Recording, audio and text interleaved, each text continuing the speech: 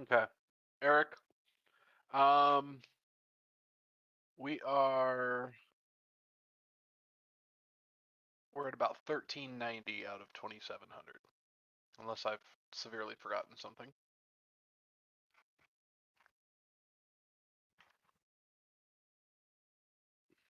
There we go.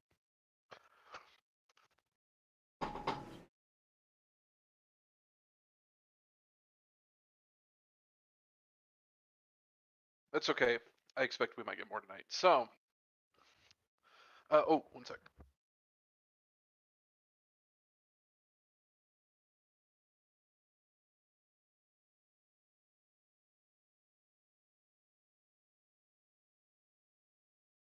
I'm about to step on the dog on accident because he smells food on me, so he's like guarding my heels. But if I stop and turn around, but I can't hear anything because I have my headphones in, I don't even know he's there.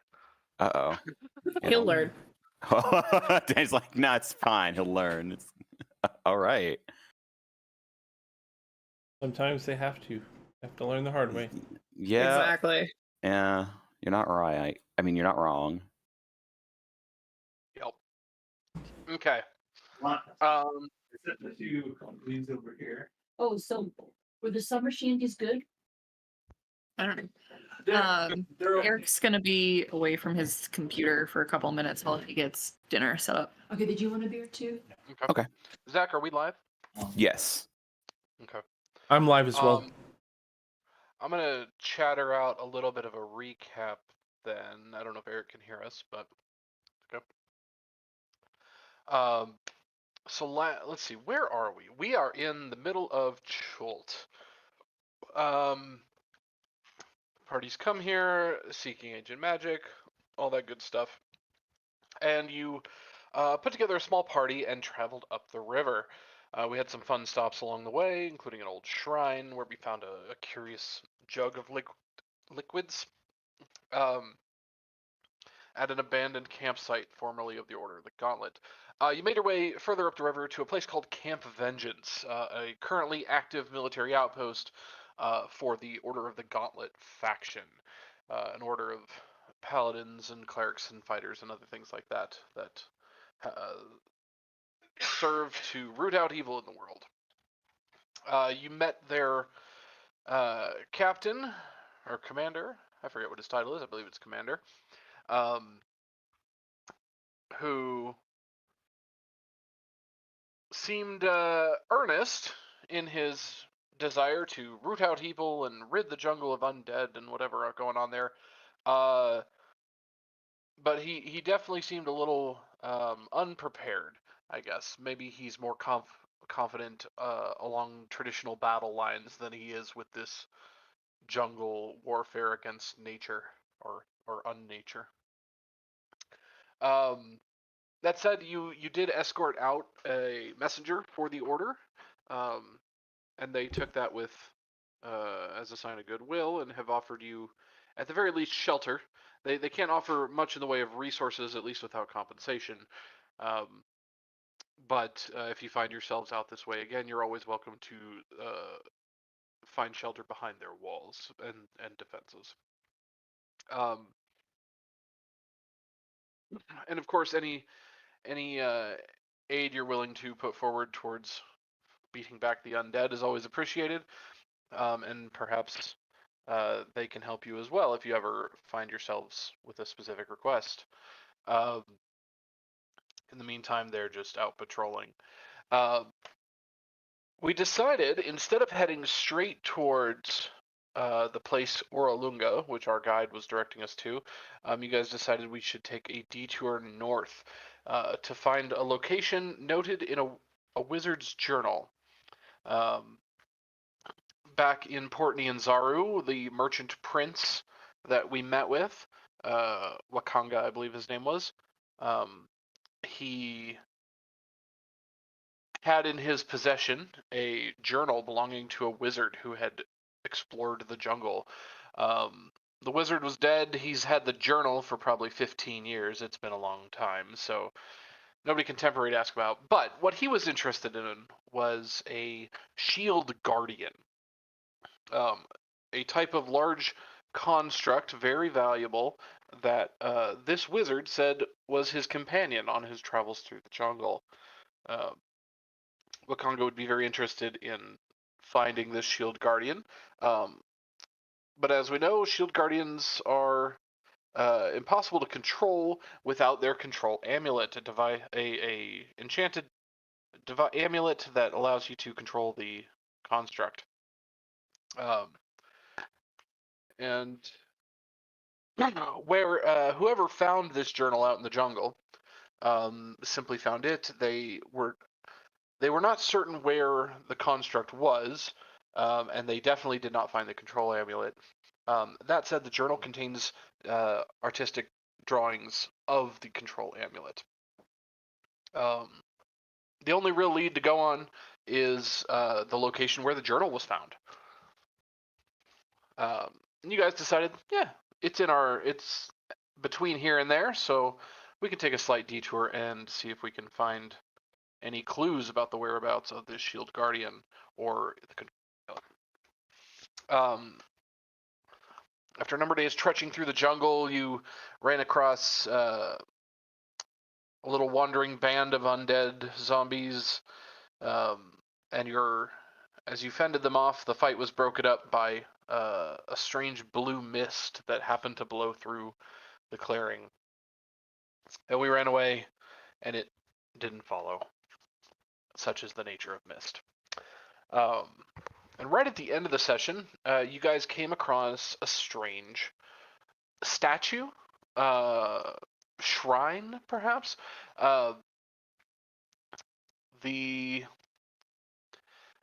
Standing next to some rocks and ferns, you found an 8-foot tall statue, humanoid in shape. It's got bronze fists and iron joints, and like an adamantine breastplate. The iron helm with slits for eyes. The rest of the statue joining these pieces is sculpted of wood, reinforced with bands and rivets of adamantine. And then scattered around its feet were offerings of food and feathers and colored stones and skulls and whatnot. Also, along the body of the statue, you see paint and things like that, like it's been dressed up, possibly in some sort of worship or things like that. Strange markings.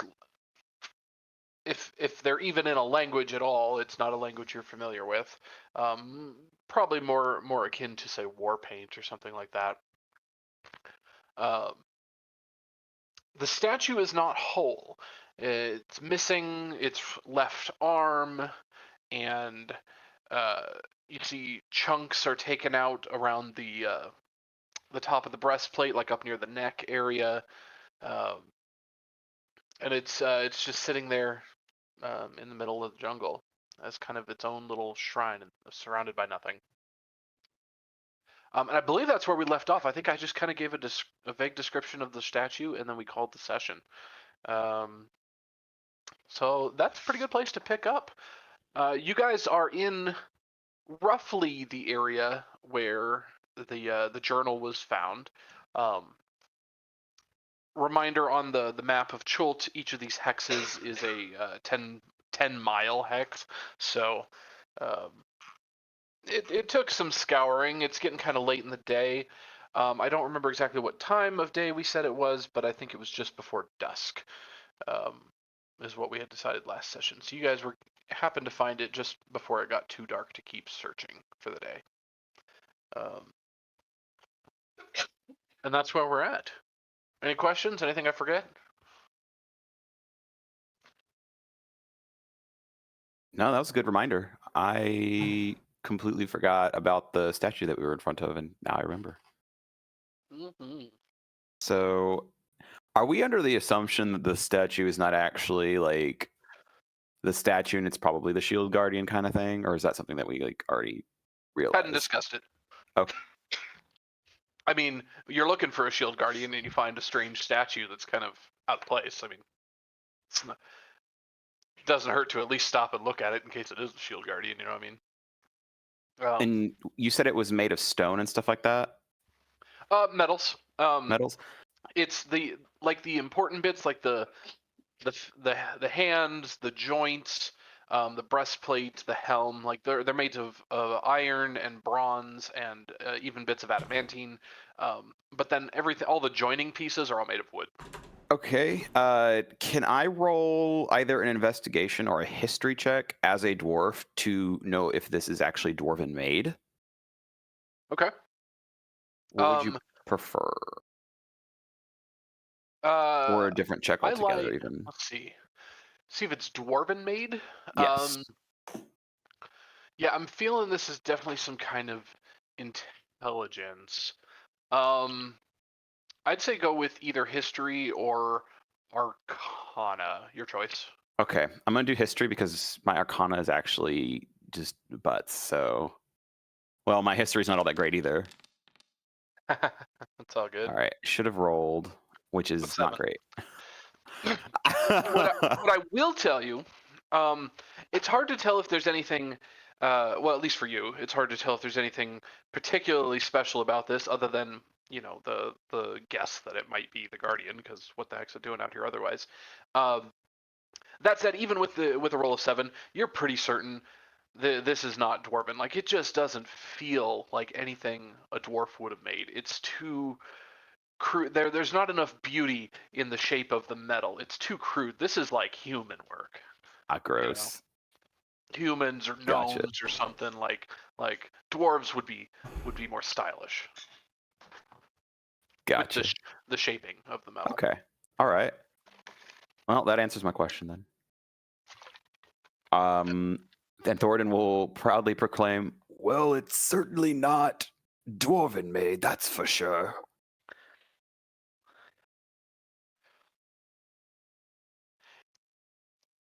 Now I'll also give you with the roll like that, because it's kind of obvious. The statue seems out of place with its decoration. Like it doesn't look crude, so crude that you're thinking this is made by like goblins or kobolds or something. You know what I mean? But the painting on it very well could be something much more primitive. Dressed this thing up while it's been sitting here. But the actual artisanship of the base statue is a higher quality, like humans or gnomes or something. Yeah. But yeah, covered in various paints and things like that, offerings at its feet. Something much more primitive around this. All right. I guess then I'll go ahead and I'll ask, say, did we know who or how the control mechanism was lost? Was it just dropped or was it taken? Reading through that journal, there's no indication. No one's actually sure what happened to the wizard who wrote the journal. The journal was just found in the wood. So, okay. And last it was written in, the Shield Guardian was still his companion. Yeah. Is there any kind of check I can make to ascertain like who's been decorating this statue? Sure. That's yeah, give me ooh.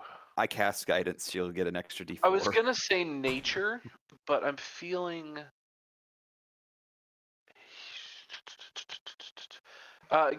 your choice. You can do nature or religion or maybe even history. That one's tougher though, but yeah. One of the three, whatever you're feeling. All of them are ass, so I will take that bless. You said nature, religion, or history? Yeah.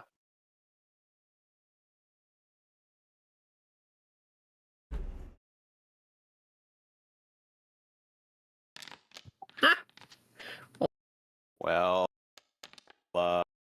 got a solid 7 there, guys. Sick, incredible.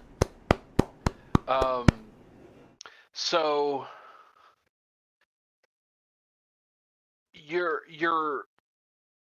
two things stand out to you. One, strangely enough, you're getting the vibe that even though you're not quite certain maybe which peoples or which races might have left these offerings or done these decorations, you are noticing some of them, they're not all the same style necessarily. Like maybe there's multiple groups that have contributed to this. Something feels different. The lines are straighter with that group. They're more curly with this one.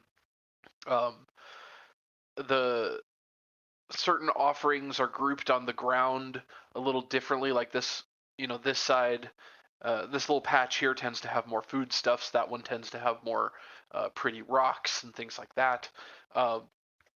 And so you're getting the vibe there might actually be multiple groups of different cultures or races or something, different tribes that have interacted with this statue and currently interact with the statue. Some of this looks relatively fresh within the last couple days. That said, you do feel like some of this feels fairly goblin-ish, at least the goblins that you guys encountered that attacked you at the shrine, with the designs on their face masks when they were doing their battle pillars and whatever. And so there's probably some goblin in here, but you have no idea what the other groups might be. Okay, 2 follow-up questions. First question, can I tell if there's any like newer tracks around or leading away from the statue? And then 2, can I like investigate underneath the decorations and stuff like that to see if something's been taken off of the statue?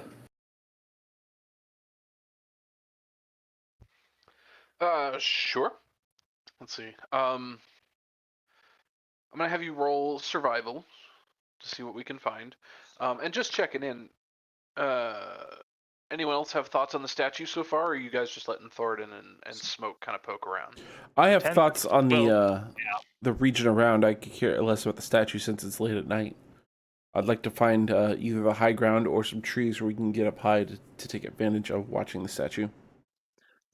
Tenzin would like to look at the statue's feet. Is it like on a plinth, or is it just the feet go into the ground? Good question. No, it's standing. It avoids sinking into the ground because it seems to be standing on some sort of hard surface. It's very dirty, so it could be a rock, it could be an old stump, but not like a worked. It's plinth. enough to keep it from going in. But it's definitely not worked, not decorated.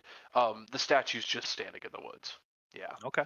And the ground around it has been cleared out a little bit so they can so people can approach it and give offerings and things like that. But it seems like it not sinking into the ground is more of just a side effect of where it was standing. Yeah. You're getting high ground, Professor. Well, looking for high ground or a place where we can set up camp that we can see from all angles coming at us. We're not surprised. So you're looking for a campsite that can keep an eye on the statue. Yeah, since it's getting late at night, I figured we'll Sure. be camping near around here. Excellent. Divide and conquer. Smoke. Looking around at the ground, you're feeling much more confident about this than you were trying to depict art. Or trying to pick apart art. Looking around at the ground, this area seems somewhat traveled, as opposed to other parts of the jungle. You do see things like footprints in the dirt, broken twigs, etc. And based on the footprints you're finding, wait, what is this thing? Yeah, one moment. Let me look at this. What is this thing?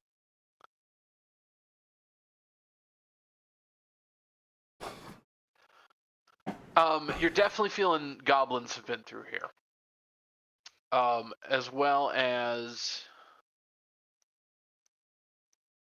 some sort of strange webbed foot, almost like a frog, but it's bigger than any frog you've ever seen, and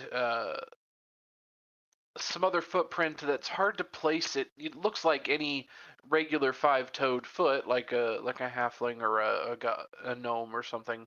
But it doesn't sink into the dirt as far as you would expect for the average weight of a halfling. And there's lots of strange, like fungus, like little moss and things like that growing up around some of the footprints. Not all of them, definitely not the goblin ones. But some of these ones, you're like, huh, that's odd. It's the plant, the fungus really likes growing around these footprints. Placing the age of it, yeah, there's enough footprints around here of different ages that it seems like folk come through occasionally. Last time was probably a couple days ago, especially based on the some of the offerings and how they're aging. Cool. And does it look like anything's been like taken off of the base statue itself? Oh, sure. It is missing things. Like, for example, it's missing its entire left arm. You don't necessarily see any tool marks or anything. It looks like it might have been violently ripped off or something like that. But it's hard to tell how long ago that was. I mean, it's metal, so.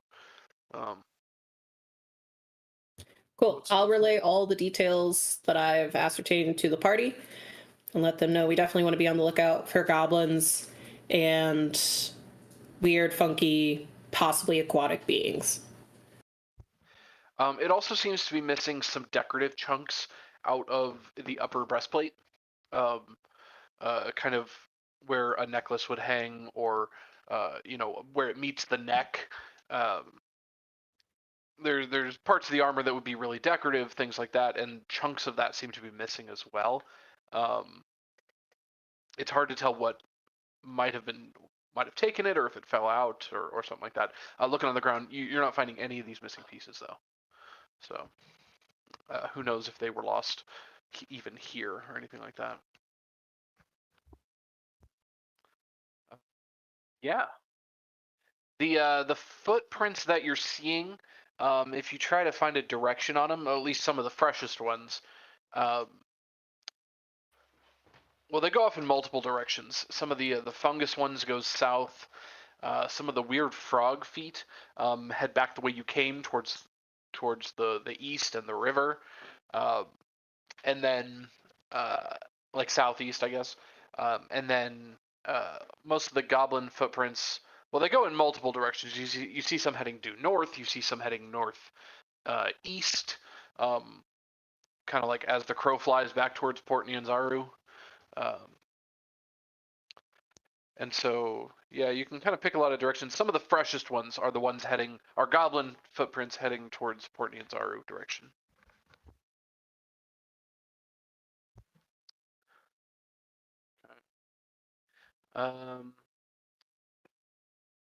Professor, pretty simple to set up camp. Yeah, you have to go a little ways away, but in order to find a spot that's somewhat defensible, it's probably about 200 feet away. But fortunately, you're able to have not too hard of a line of sight towards the statue, just because a lot of the area has been cleared away around it. Great. Then I'm going to start working on getting a fire together. Not lighting it, just getting the stuff ready for the fire. Okay.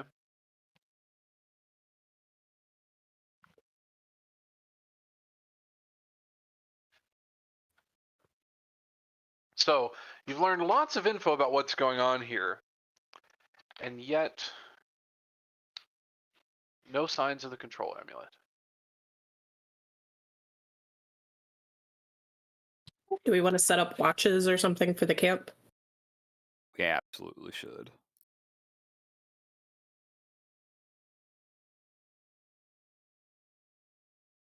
Tenzin will like tap whoever has the book and like ask them to like point at his eyes and point at the book, like, or more accurately, he'll point at your eyes and then point at the book.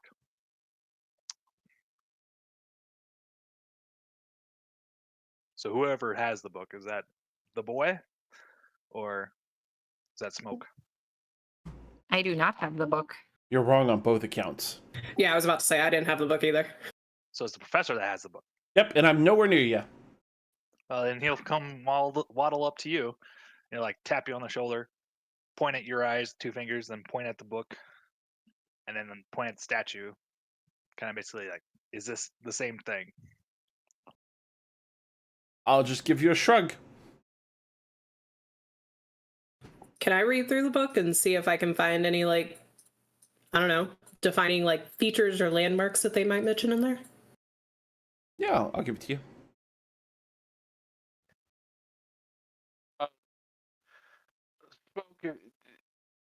Actually, Professor, you want to give me a Arcana check?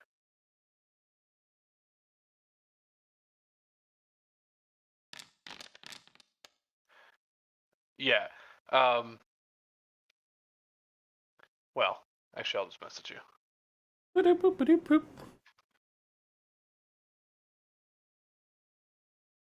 Do I need to make any kind of roll while I'm skimming through the book, Nathan? After he's typing, he'll. Because I have questions for him as well. Excellent.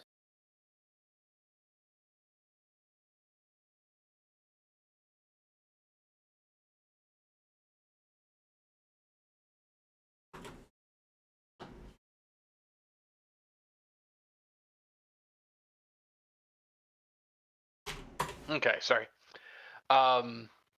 You're looking through the book, Smoke. You're looking through the book for what? Any, like, defining landmarks or features of the statue that we're supposed to be looking for to see if I can match it to the statue that we found, that kind of thing. I'll no, confirm. because the statue was still with the author of the journal through the last entry in the journal.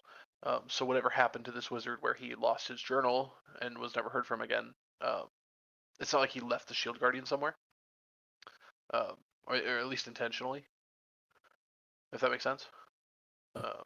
Yes, so then can I read it to see if he mentions any key landmarks of where he last was? Like, the last place he would have mentioned being in the book, can I try to match any of those landmarks around where we are? Oh, you're asking about the owner of the book. Yeah, if I can't get anything about the statue, then I'll ask about the owner so we can try to backtrack his steps. You're trying to confirm if pretty this is smart. the Shield Guardian? Yeah. I'll confirm it's a Shield Guardian. The professor seems pretty confident. Okay. And then what about landmarks and trying to, like, backtrack where he was, kind of thing? So this was actually the problem that Prince Wakanga was running into, was the wasn't really the notes the wizard was taking. Most of his journal is speaking to various plant life he found and oddities in the jungle, such as the blue mist, and taking notes on the anthropology of it all. Anthropology? Is that the right word? I don't know. It doesn't matter. Versus tracking his personal exploits or things like that. So really, the last place he mentions is Kitcher's Inlet, which is way on the other side of the peninsula. But he mentions a boat coming up that way, and then after that, it's today we found this strange flower that grows, like blah blah blah blah. What kind of flower was it? That was an example of the types of entries he was making. I wasn't talking about a specific flower. Dang it, Nathan. You're really trying to stretch his creative limits, aren't you? Yes, I am. I'm making him work for it. Well, it's more about how quickly can I flip my pages of my notes. Let's see. A flower.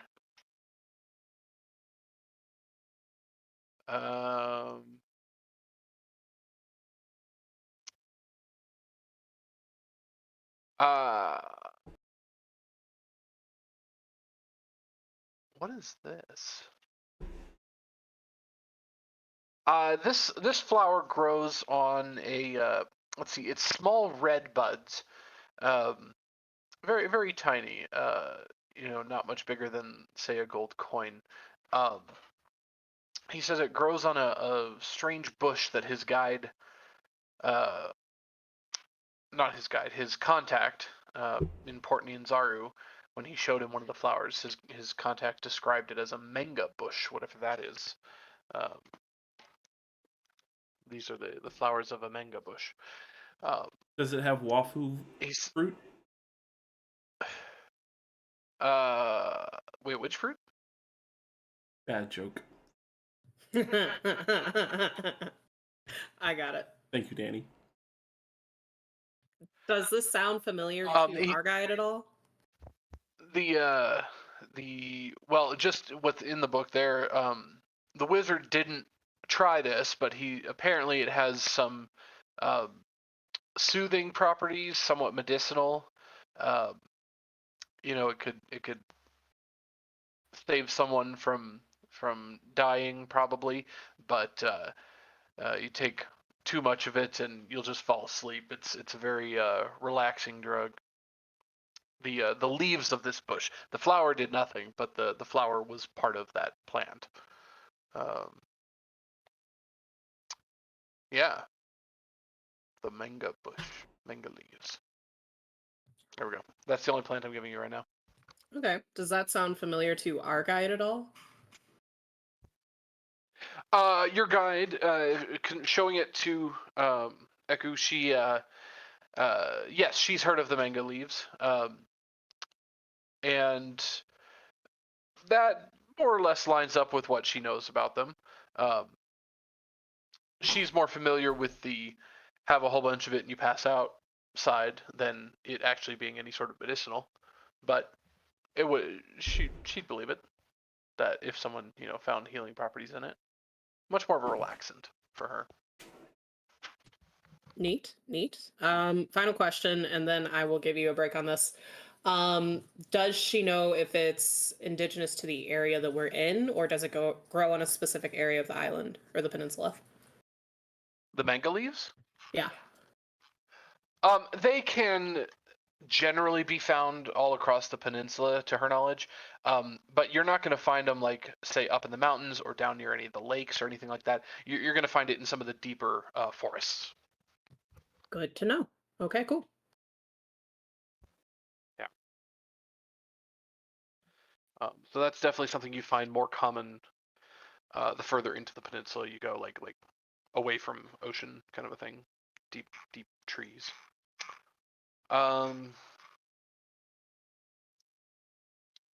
So yeah, that is what we're finding around the statue. As you get camp set up, what's our next plan? What's our next move? So as we're getting camp set up, having heard all the footprints and stuff they talk about, I want to go check out Bolo's Guide to Monsters and see if any of them match up with the webfoot. Excellent. I love the way you think. Let's see. I'm going to get my 50 gold out of this just to prove the party wrong.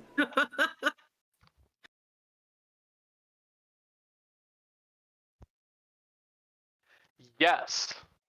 It takes you a little bit of scrolling through. Is the other one in there too? Please, please, please. Yes. Haha! It's paid for 10 gold. You're pretty certain some of the footprints you're looking at on the ground, it takes you a while flipping through the book because things are alphabetical and these didn't show up until later in the alphabet. But you're pretty certain some of the footprints, particularly the frog-shaped ones, belong to a strange creature known as a grung. Ooh.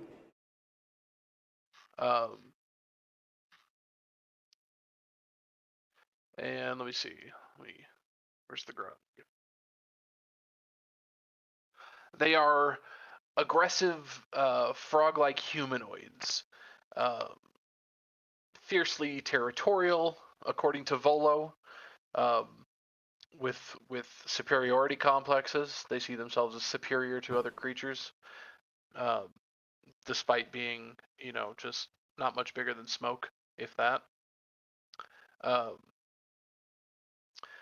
They tend to live in trees and prefer shade.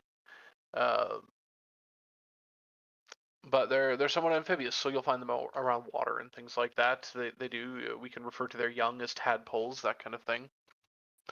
They also come in many different colors. From what Volo can gather, their society seems to have some sort of caste system based on the color of their various markings and things like that. The blotches on their skin. Red grungs, green grungs, blue grungs. Let's see. The guide might have details of how they of the caste system. I can't read fast enough to spell it out, but that's okay. I'll read it. It's not like you're around any grungs anyway. Yeah. Yeah, you've got the link in that book. Yep. Good. And then the other creature, the strange spores and everything, you're pretty sure it's something called a vegapygmy. Which are basically small plant creatures. They're small fungus creatures. They do live in simple tribal units. They're hunters. They are sometimes called They're called mold folk or moldies. They tend to inhabit areas that are warm and wet and dark. So you'll typically find them either underground or in dense forests where little sunlight penetrates.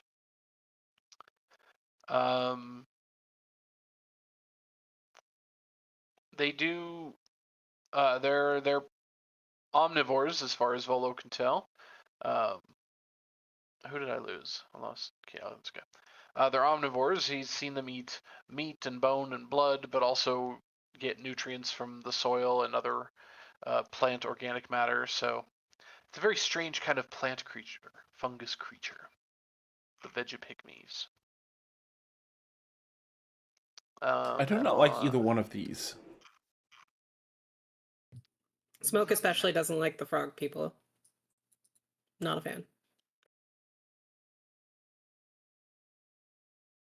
Tenzin makes a sort of fire spit motion, and it's like, and then mimes eating the frogs.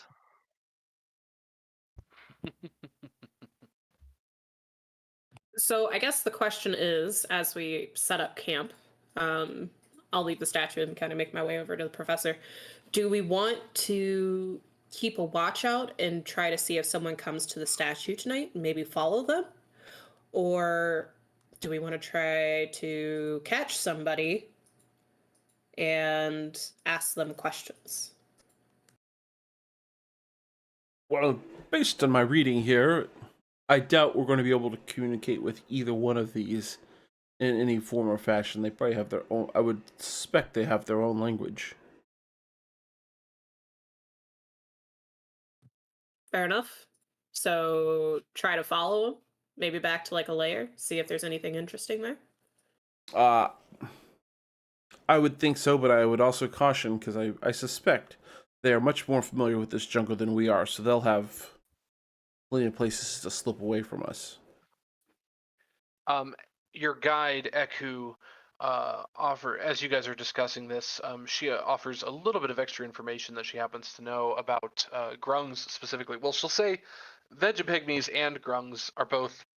You'll find nomadic groups of them both in just all across the island, but she does know of, I guess, what would be the grung equivalent of a city, or at least a common gathering ground. She tends to avoid it, but if she had to guess, it's probably like where their nursery is or something. So, or like a common breeding ground. But that's nowhere near here. Well, kind of. It's probably. Pull out this terrible map we have and ask her to kind of. Probably like 15 days travel east of here. Can you peek on the map roughly where she thinks it is? She says it's at the base of or at the start of this river here, ish. Okay.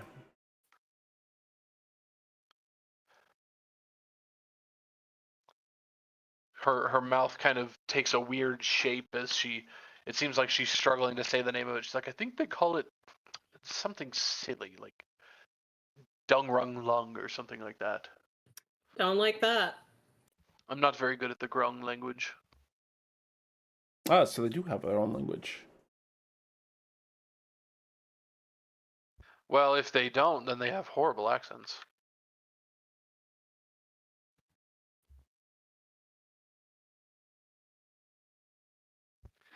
She's not aware of any equivalent for the Vegapigmies, though. To the best of her knowledge, they're just nomadic through the jungle.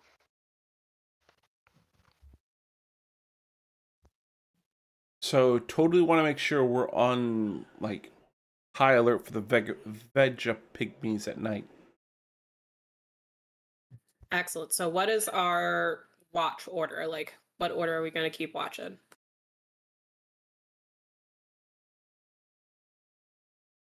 Gerald will offer to take first watch.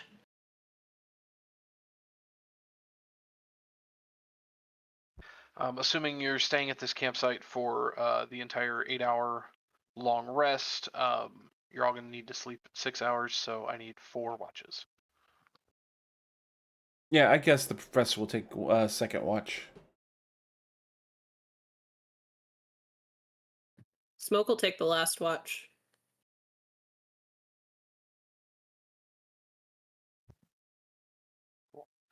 And then either Thoridne or Tenzin could slip in. Tenzin's kind of already like making a mat for his bed, and then he kind of looks up at you all talking. Yeah.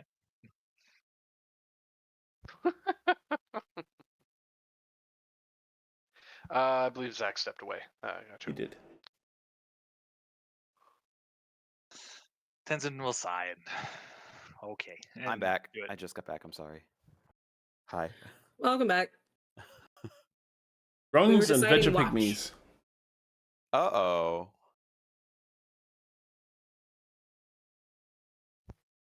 I don't know what that was to, but that's okay.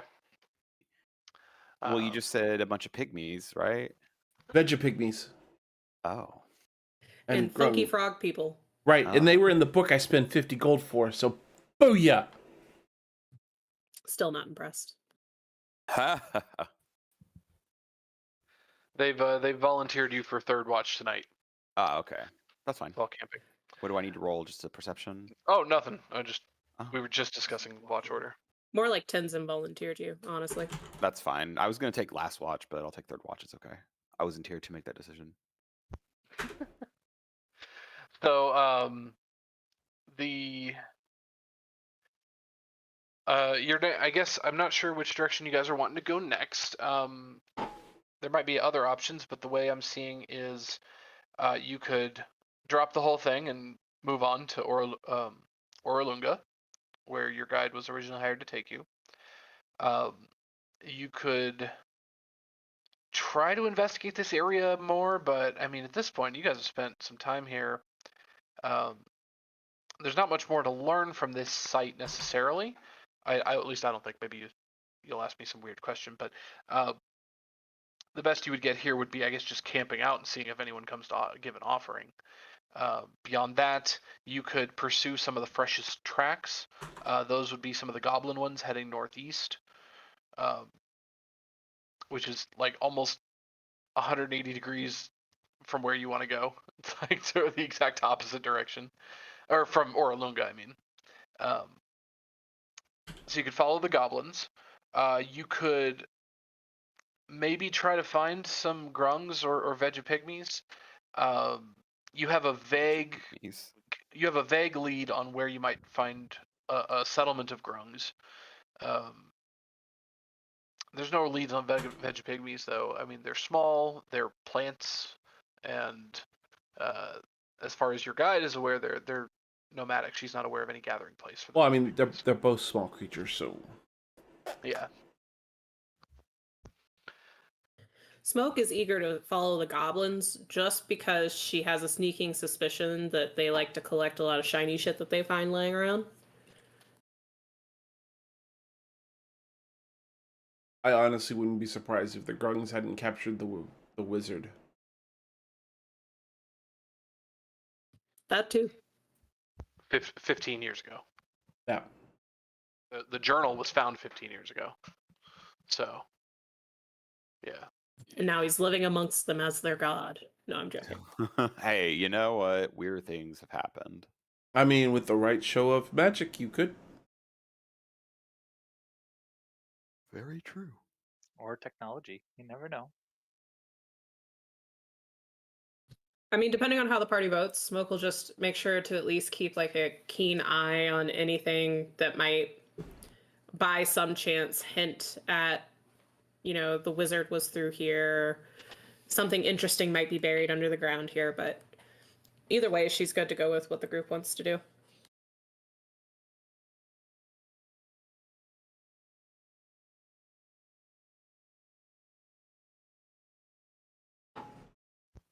You're all too agreeable. How do we have no strong opinions? I have strong opinions, just not about this. I need to get a dragon egg. Yeah, Okay. we'll stay here for the night. We won't follow anybody, and then we'll chase the goblin tracks in the morning. I like it. So you guys are feeling like chasing goblin tracks northeast. Okay. I mean, I guess you could chase older ones, but those were the fresh tracks. So,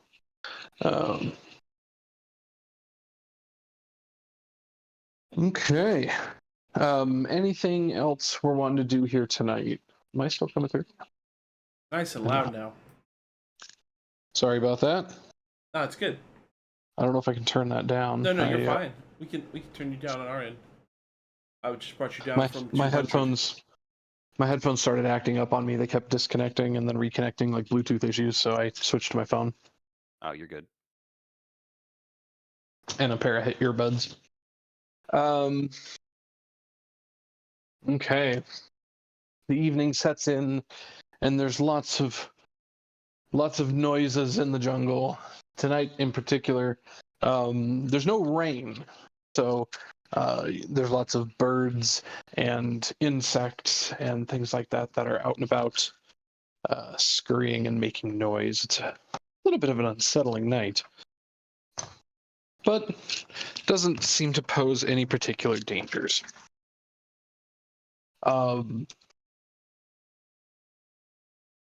Per the professor's wishes, we're keeping somewhat of an eye on the statue itself, and throughout the night, you don't notice anything approach the statue. It's pretty much left untouched the entire night. Let's see, is this going to have anything for us? No. And the insects, like the tiny insects, little swarms and stuff, seem heavier than usual. But your application of insect repellent seems to be doing its job, and for the most part, they leave you alone enough that you can just slap one or two without it being a big issue.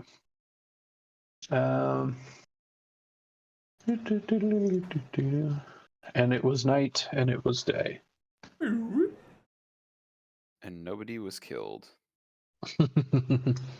Yeah. You're And that's so high then. You wake up in the morning and stretch and find Tenzien just dead on the ground. No, I'm kidding. God. Best night ever. This suddenly turned into a game of Clue. So mean. You can't talk, so we don't hear any of this. Still act angry, do ya? Just shaking his dwarven fist from the ground.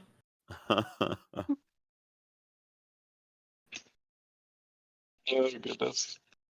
All right, so we're Okay. tracking these goblin feet.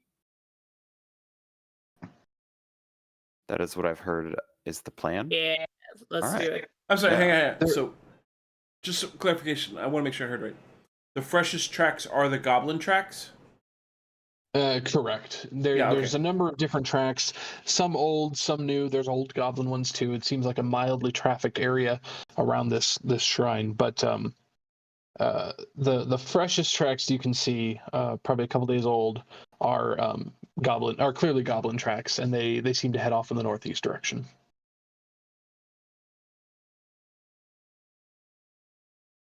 Does anybody know how to speak Goblin?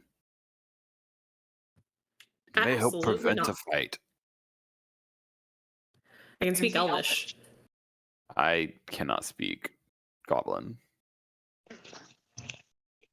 Maybe if there's some goblins that knows, I don't know, thieves can't, so we can kind of like brokenly communicate. Maybe. Yeah, I got Common, Draconic, Dwarvish, and Giant. That's it. Nothing else, nothing more. I'm not useful here. Tenzin just shrugs. We know. You're such the chatterbox.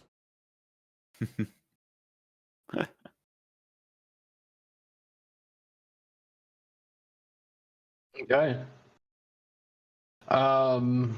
So it seems we're pursuing this shield guardian.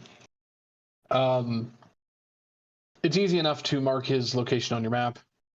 Unless you're going to try and take an 8-foot tall immobile statue with you. But Nope. Rather give the amulet be a whole lot lighter. It's a hard pass on trying to lug this thing around. Tenzin sizes up and like goes and like tries to lift one leg just to see how much he will fail at it. That's how it activates, and we're now in a fight. Right. Goblins spill out from underneath. Oh God! Out of its arm, the missing arm. Right. They were there all along. That's where the veggie pygmies were hiding.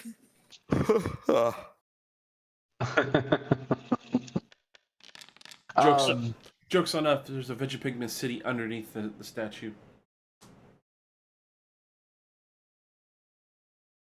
Yeah, picking at the leg.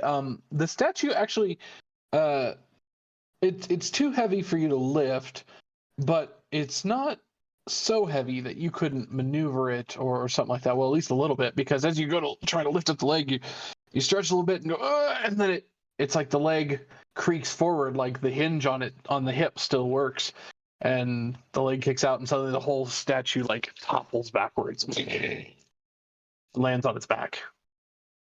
Oh, fuck. Tenzin will sit there and he will start laughing. he laughs, belly laughs. It's so happy. He finds it hilarious. Is he actually laughing, or is it a silent laugh? Oh, he's actually laughing. But it sounds more like a donkey braying than anything else. No, you don't get to control how my character sounds. I don't say how Smoke sounds. Then what does his laugh sound like? Tell us. Like deep rumbling rocks. It almost sounds like a slow moving rock slide. how romantic. Was I trying to be romantic? No, it's just not a romantic way of describing a character's voice.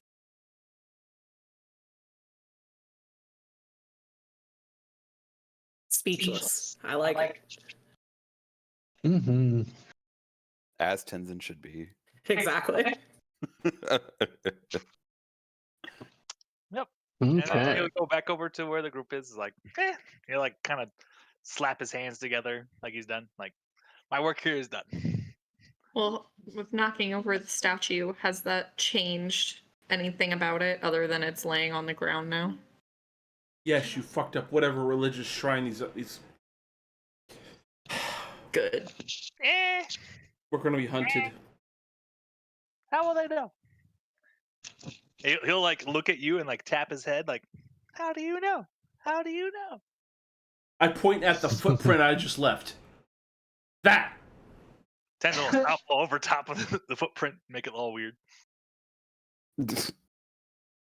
So basically, we're going to start a turf war between goblins, vegapigmies, and grungs. is what you're saying. Full on hand face in his hand. Tenzin Well- does the, I see this as an absolute win sort of motion. Okay, Hulk. All right. Well, let's start trucking. Oh, hang on. Nathan didn't answer my question. Oh, I'm sorry. What was your question? It was all yours. I was asking if anything about the statue has changed other than it's now on the ground. No. The offerings haven't changed. The statue itself doesn't seem to have moved. In fact, it doesn't seem to react. No reaction or anything to being toppled over. It's just on the ground. Except you did learn that apparently its leg moves, like the hinges are real. Because that's part of what toppled it, was that it when Tenzin tried to pick up the leg, where the leg connects to the hip, it actually like moved and rotated and threw the thing off balance. So yeah.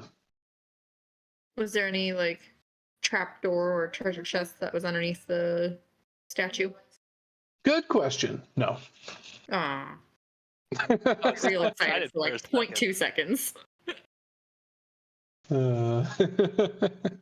Well, I'll give if we're ended up making any rolls for tracking these footprints, I'll give guidance, so D4 to that.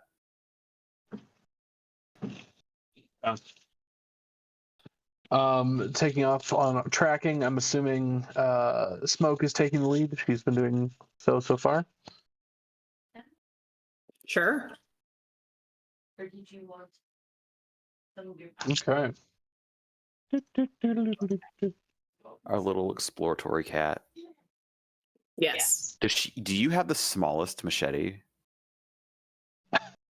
It looks more like a butter knife, really. Not really sure it's a sword. Might be more of a letter opener, really.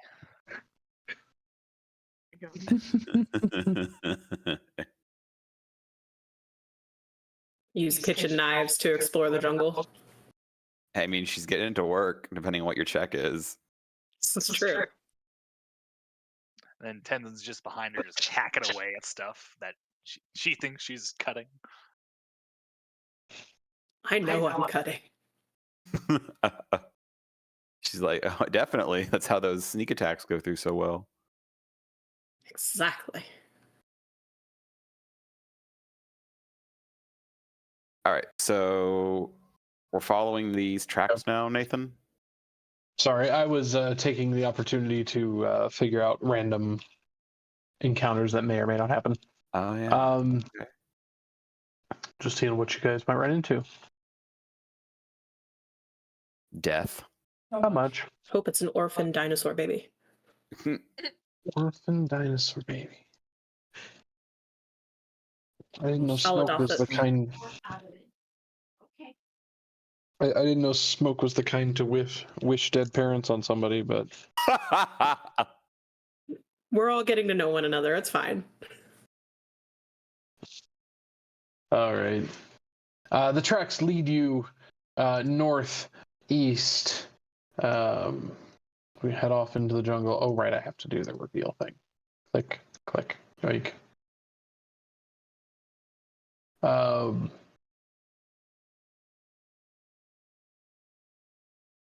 And eventually you reach the end of the day and the tracks just keep going.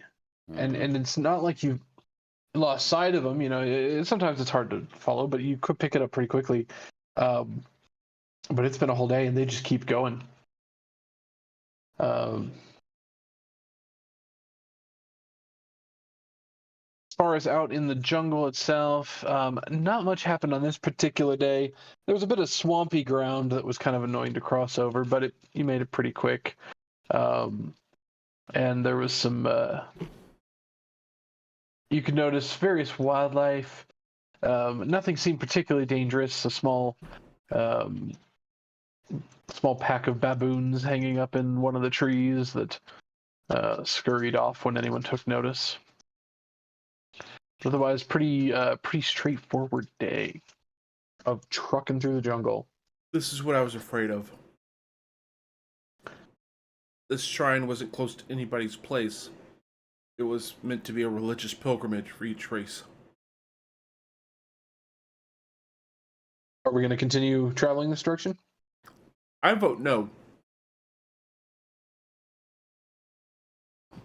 Like I said, I'm content to keep traveling, but if we're more focused on getting to our original destination, I'm good with going back to.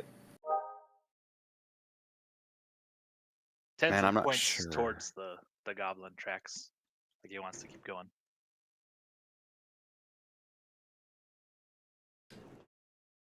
I'd say we give it one more day. If we can't find anything, then we turn back. I think that's a fair compromise. Agreed. All right. And it was evening, and it was morning. And the next day, the storms come in overhead, and the rain's pounding pretty hard. Not so hard that it would be just like a shelter-in-place thing, but it makes the day somewhat miserable as we're moving forward. Perfect time to use your rain catchers. Yeah, I was gonna say I would like to be catching my water, please. As you go this direction, smoke. Actually, let me roll for it. Okay. As you're going this direction, especially in the heavy rain, you start to worry that you might start losing the tracks. However, as you travel on, you start to notice certain areas that are you're no longer just tracking this group. It's more like you found game trails and things like that. So it's like you start to lose it and go, oh, shit, but you can follow the game trail a little bit and then there's my sign again, even though things are starting to get washed away in the rain. But the day continues on. There's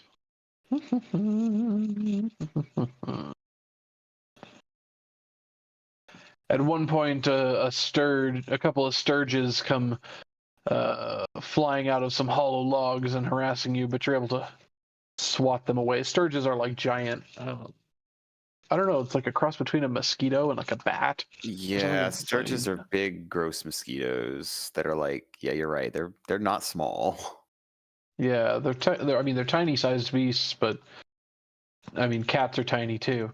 So Yeah, they're technically, like. Smoke should probably be tiny sized, but she's not going to get that mechanically. So,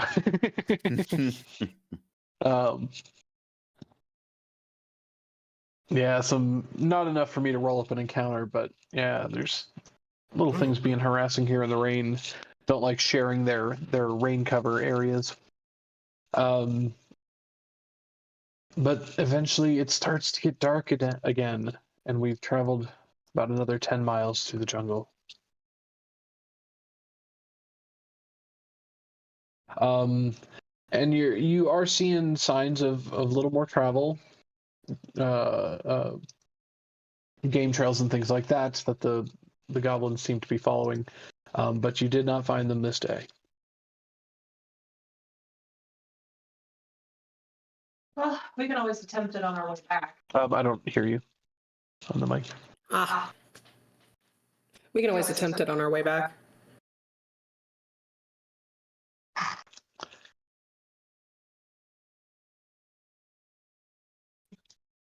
Sounds like Smoke giving up. Or was anyone else wanting to press forward? Well, I thought that was our compromise. Like, go forward another day, and then if we don't find anything, we go back to our original destination. Yep. Yeah, so we're needing to go like over to this direction, right? Have we spotted anything on these game somewhere on that trails way? that looks different than, like, footprint-wise, other than goblins and other small game?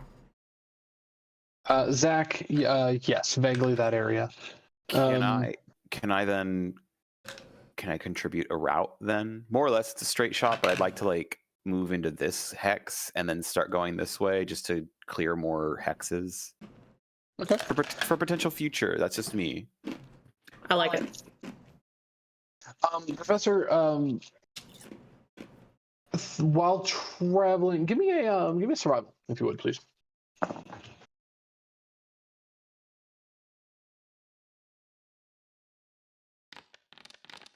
Okay.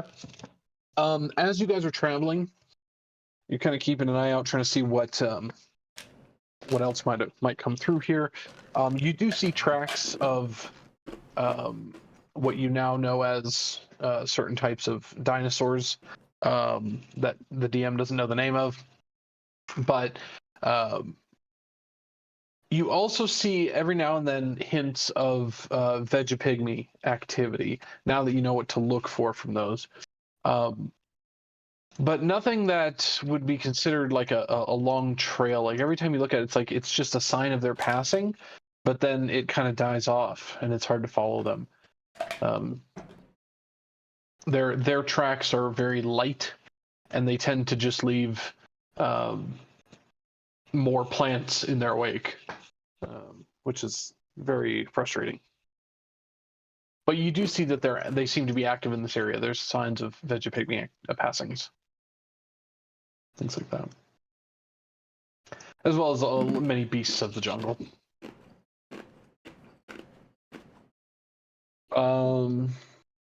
Okay, then I definitely want to keep like a vigilant lookout for them. Okay.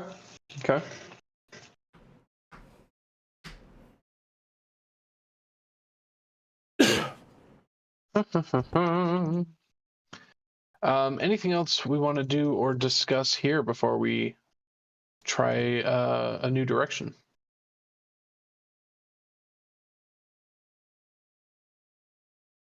Got it. Yep, I don't think so. What is this?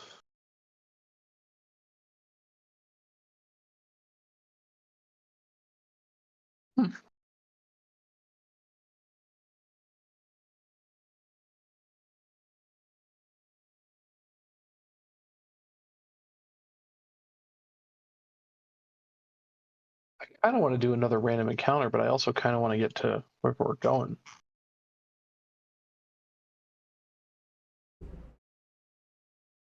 Oh, let me say this now. On the other hand, I would say be careful about abusing the dice gods. If you rolled a random encounter, you may need to do it because it'll come back and be like, well, now you're only rolling ones during the boss fight, the final boss, and we beat it in like 2 turns because we got crazy things because you abused the dice gods. But I'm also not doing proper milestones because I'm not sure what order you guys are going to do things in, or if you're going to do everything. And so I'm doing like a pseudo experience point tracking. Yeah. And so I would hate to rob you guys of random encounters if that's how we're going to get XP. Murder. I want XP. Oh. I'll stab some ankles. Let's go. Depends on what the ankles are. It may That's be a true. thing where we look into it and we're like, yeah, no, we're going to run away from this one. Like another Triceratops. Or a purple worm. Yeah. Those exist here, right? Yeah, this doesn't seem like the right climate for purple worms.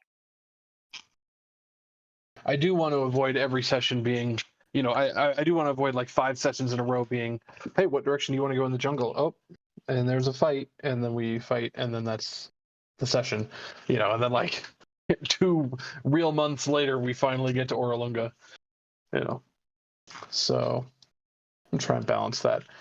But that is such a long trek. I feel like we're going to roll something dangerous. Let's go.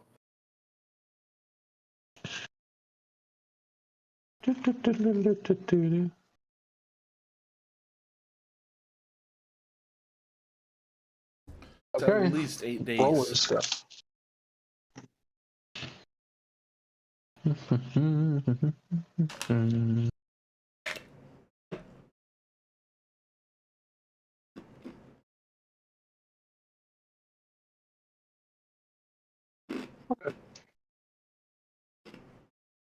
Okay.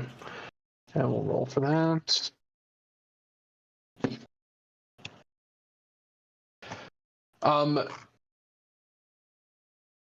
So, Thoridne, you have proposed that while we go back the way we came, maybe we skirt closer to the mountains while doing it. Just explore more of Cholt. Mhm. Who knows? Maybe we'll find something. We are kind of then- passing the area of the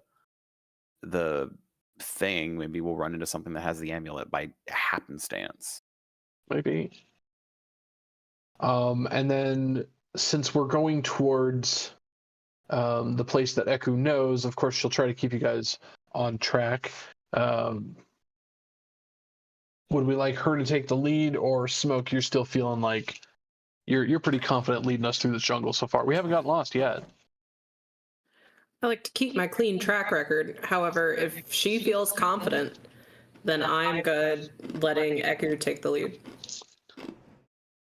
I can also give rolls to the NPC for guidance. For that And I'd extra also, Nathan.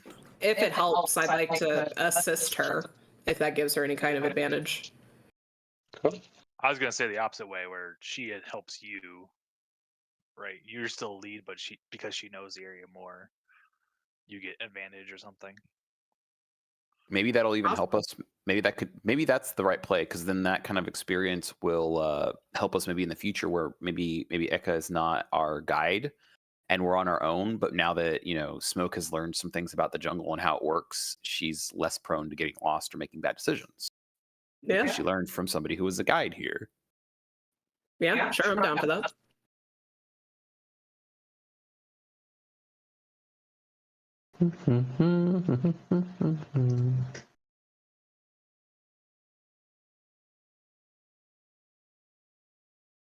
Let's see. Okay, not that, not that. Every now and then I roll something and it's like, that's not native to this area. I'm like, well, there goes that random encounter. Part of it, I know things aren't moving on the map. I'm rolling a bunch of them at once. And we'll just stop the trigger when it gets there. Yay, balancing overland travel.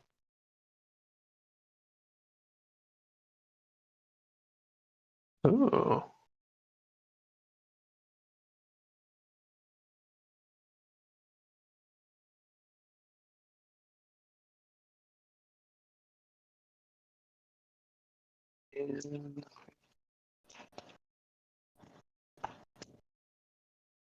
Why can't I find dinosaurs? Because they all went extinct 65 million years ago.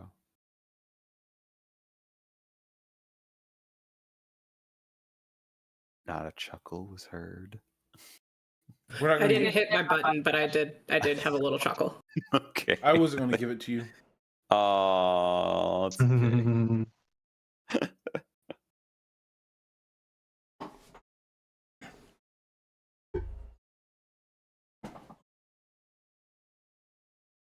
Okay. Let me see what this looks like before I...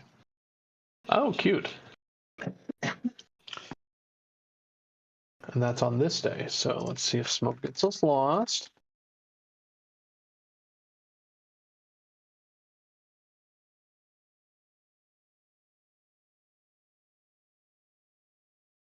As you guys trek through the jungle, the days kind of ebb and flow at different levels of wet. Some days the rain comes down kind of medium, just a couple of inches, and then the next day it'll be a baking sun above, making all that rain from the previous day evaporate and become super humid. Every now and then you find a higher point and you'll get some wind blowing through, and then other days it's trekking through some deeper foliage and you can hear the insects buzzing all about. You do spot the strange blue mist one more time from afar, but you seem to be moving parallel and opposite to it, so it just passes by.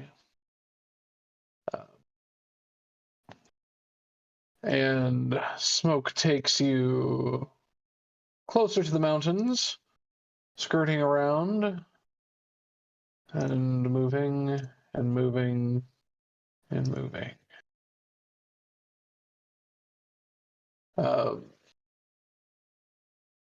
This party treks on, moving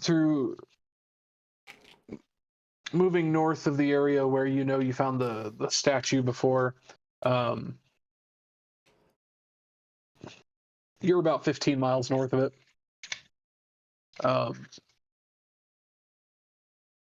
But you don't see any signs of any like goblin settlements or anything like that out here. Either they're well hidden or it's just not popping up.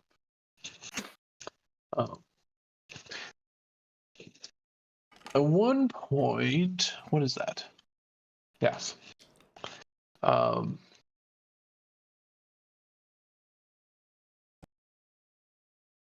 2 and 3. Oh, And as you guys get about here, a river. you come across a river. Top off all the water things. Yeah, we can top off water. That's great. Tenzin will sniff the river to make sure it smells clean. Yeah, Smoke is going to investigate the water and like the area around it, just to make sure nothing is going to pop out and try to grab us. And right at that moment, something pops out and grabs you. No. Sounds about right. It's one of those dinosaurs with the long fingers. No, you can kind of make it out on the artwork here. If I move the token out of the way, you can kind of catch the edge of the river there. Yeah. But it runs south of where you are, and right at that moment, right about where you're at, it's a river bend that then curves it westward. Or should I say, it's flowing from the west and going southward. It's flowing down from the mountains as best you could tell, and the downhill slope is south. As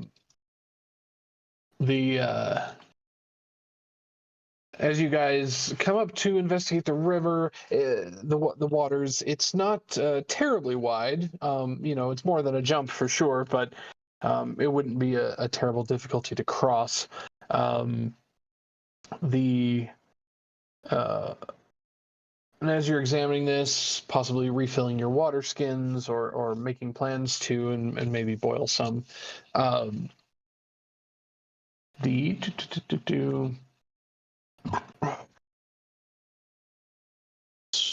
Smoke, because you were the one survival checking this. Smoke, you notice a pack of strange creatures with large. They walk on 4 legs and have these large fins on their back. With your enthusiasm for dinosaurs, you'd think you would call this a Dimetrodon. Nice. Hey. They're gonna eat us. Uh-oh. I like how that was what you're like, oh, that's great. I know exactly what those are. We have a problem. By us, you mean you? I mean everybody who's filling up their water bottles. What are you talking about? It actually, the only reason it took a moment to spot them was just because they weren't moving. You see them on some rocks out in the water, just laying there still, sunning themselves. But as you guys move closer, come up to the river's edge to start messing with it, you notice they start to stir.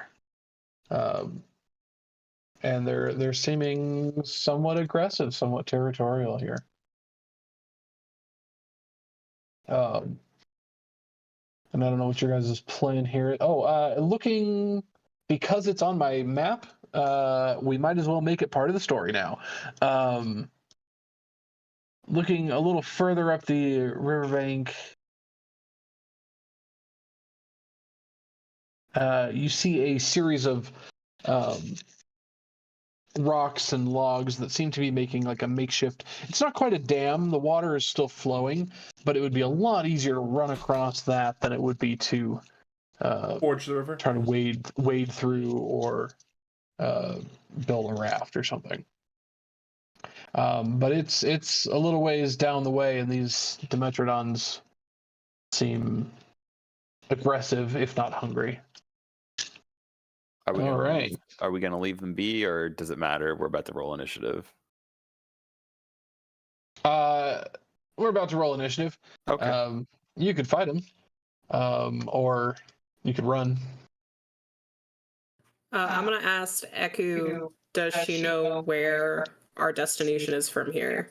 Like, how far are we from our destination? We are, by her best reckoning, let me pull up the map again. By her best reckoning, we're still about 4 days out. Would it be more beneficial to try to take a raft down the river? No, this river runs south and we need to go west.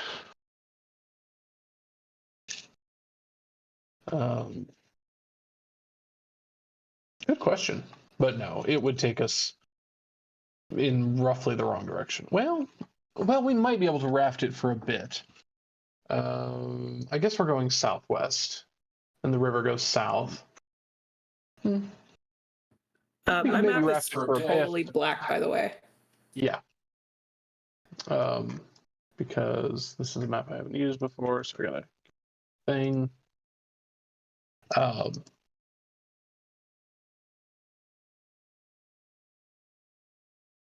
How's that look? I haven't given anyone any tokens, but there we go. Yep, I see it.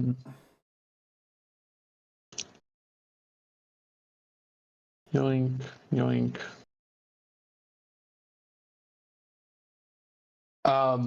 I know the artwork on this map has it as very rocky, steep cliffs on a river that goes through.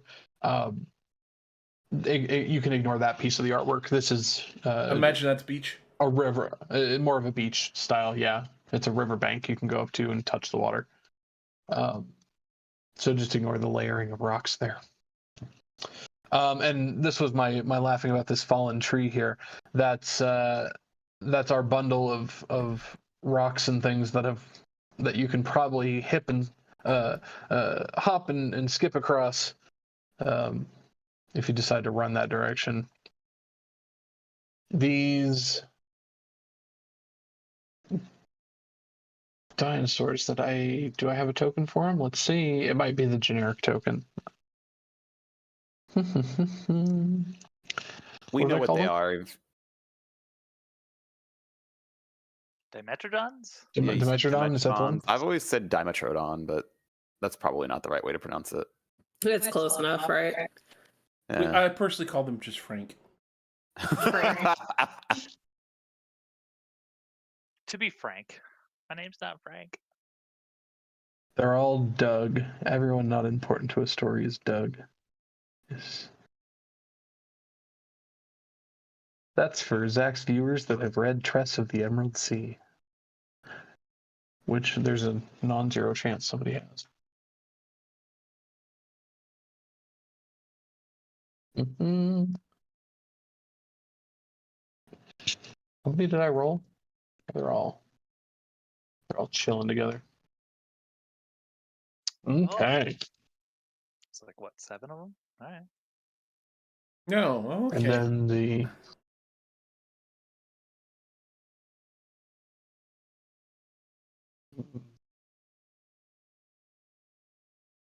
okay.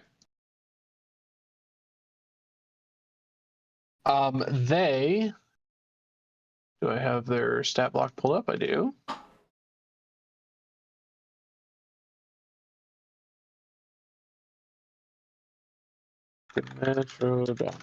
See if I can put a picture in chat or something. You can all see what a Dimetrodon looks like. Just so I understand our objectives too, while you're doing that, we need to get across the river to get to where we're trying to go, right? Yes.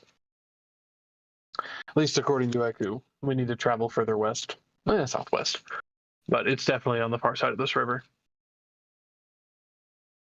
Do you want us to roll initiative now? Sure. Yeah, let's roll initiative. Why not? Oh, that time to roll a 3. Not bad. I'm fucking ready. Enough. I love that drawing. You're Perfect. welcome. It's the most beautiful Dimetrodon. There's no active encounter on the scene. Yeah, mine keeps saying that too. Okay. Let's see. So I need all of you added to initiative. Yoink. Yoink. And then who do I have? Smoke had a 20. Yeah. Let's see. Thoridne had a what? Thoridne had a 7. He likes those 7s tonight. I do. If I roll 2 more, then I win the jackpot, and like it's 30,000 platinum for me, right? Yeah. Gerald decided he liked the 15s that I've been rolling so much he'd wanted to roll his own.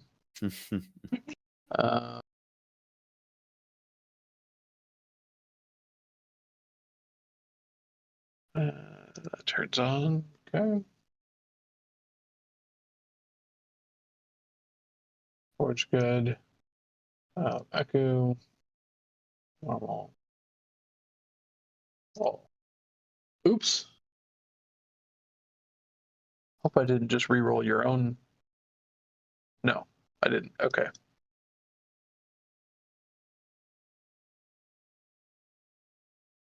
Okay. We'll get some more dice rolls in. See how this goes. I have no idea if these guys are dangerous or not. So, best of luck. Yeah, We'll see what happens. immediately seeing them, I cast Speak with Animals myself. We'll get to that. As they start rearing up smoke, you see them. The party seems to have their attention, and you see them start kind of shaking a little bit and slip into the water. And one of them still in the rocks up there just hisses a little bit. And you realize, oh, they're coming. They're coming to eat you. And top of initiative is smoke. Excellent. I am going to. Oh, let's see here. What is my movement? I mean, you guys could kill local wildlife if you want to. You can beat them down. Not a problem.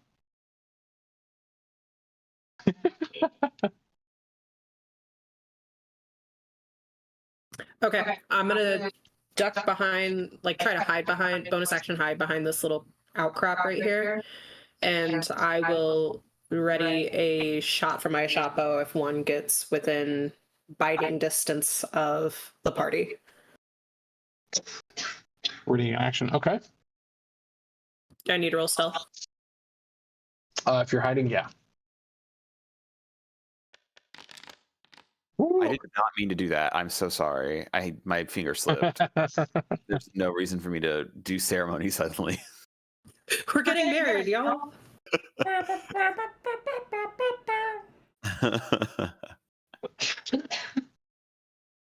Oh, let me fix this.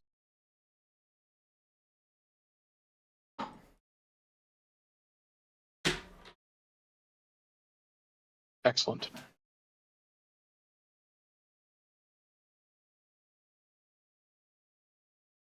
Excellent.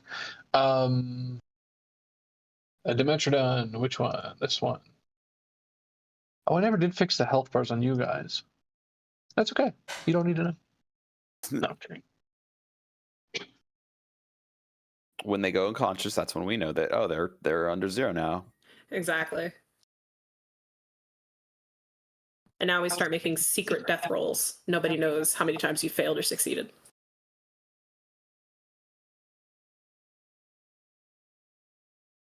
This one slinks into the water and and starts to slither this way towards the party. 3, 4, 5, 6. What's the distance? I just assuming 30. 30. This one tries to hide under the water. That's the wrong button.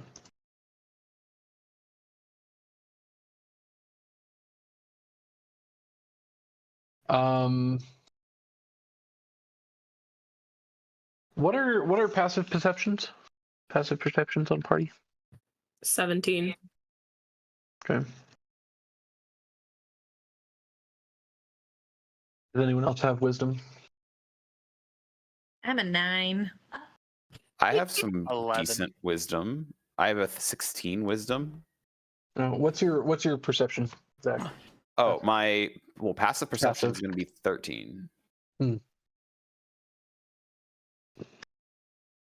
It would be 15 if I was trained, but I'm not. 11. 11. Okay. Tenzin, I'm assuming, is like a 3. 11. He has an 11. Is 11? I said that earlier. No, you didn't. Yes, I did. He did. Oh, I get the joke. I didn't hear I it get then. it. I genuinely didn't hear him, so I was still waiting for that. Okay, cool. 11's 13, 9, 17. Okay. Okay.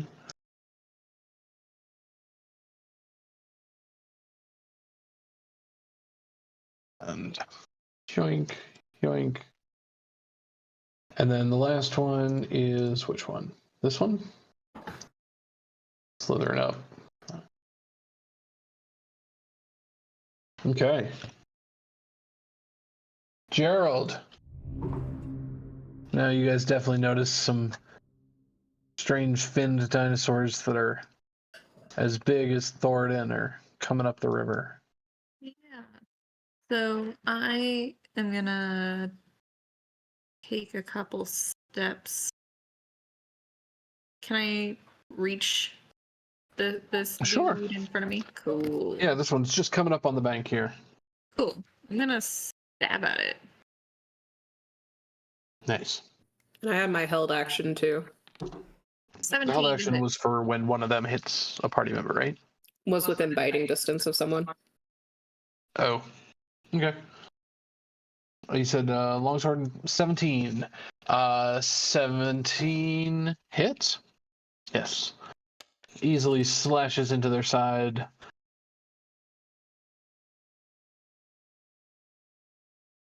What was your damage, Gerald? 5 damage. Yep. Excellent. You come up and take a big stab at it, and you see it fall over limp, and you're like, haha, got it. And then as it rolls, you see an arrow sticking out of its side. Gerald will just go, oh, good job, Smoke. Just not even knowing where I am. Just like, oh yeah, nice. Well, that just gave away your position, but yes. She knows your calling card. Or he does. Yeah. All right, Professor. Yes, cast speak with Oh, animal. I'm sorry, Gerald. Anything else for you? I guess bonus action or anything? Nope, that is my turn. Or movement? Okay. Sorry, Professor, yes? Cast speak with animals of myself and yell, "Oi! Go back to what you were doing."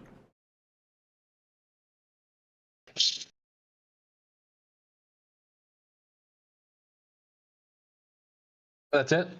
Any Well- movement or anything? Yeah, I mean, I'll Oh, they just hiss at you. Well, at least the one that's right here. Yeah, that's what I figured.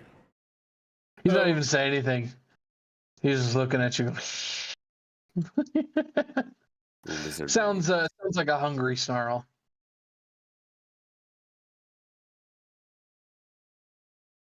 We'll trudge over there and pull out the bow as I These are...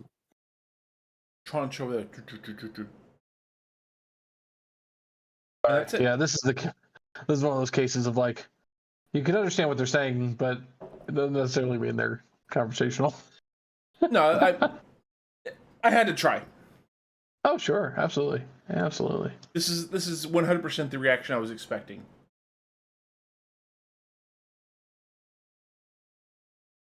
Eku also comes running. Yeah, we'll move her there. Okay. And as she's trying to get some, actually no, I'm gonna have her take the hide action. And as she tries to get some distance away from these, I don't know where stealth is. That's fine.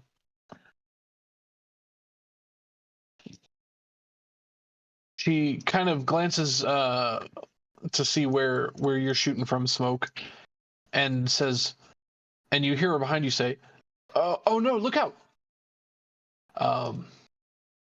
And at that moment, you feel a strange sensation as you look down and you see some sort of plant, a very colorful plant behind you.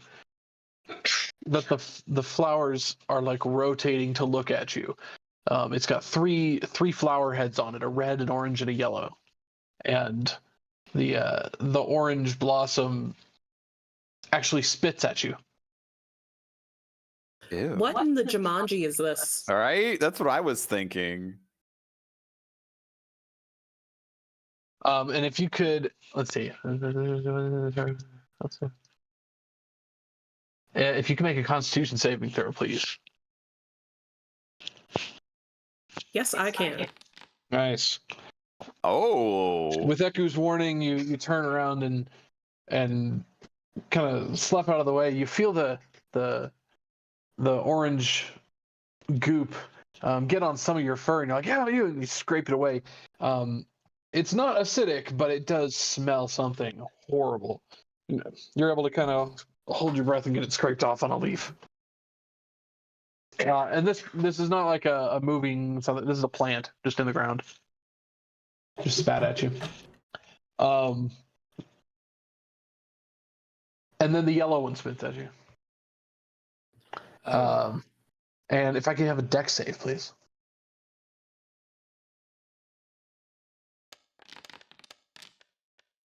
This one you saw coming and kind of duck out of the way, just like, what in the hell? Strange plants jumping around. And as you duck underneath the yellow spray, the red one comes in low and tries to snap at your leg, almost like a Venus flytrap. And this one is an attack roll. Yay, bizarre jungle plants.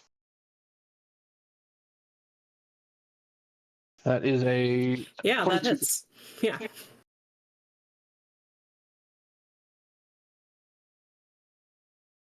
That is 3 piercing damage. And it actually kind of snags your leg, and so you are grappled. Which just means your speed is 0. Don't like that. But you can feel it's strange. There's some really sharp thorns on this that are almost acting like teeth. You can feel them jutting into your leg where it's grabbed you. And that is the plant. Tenzin.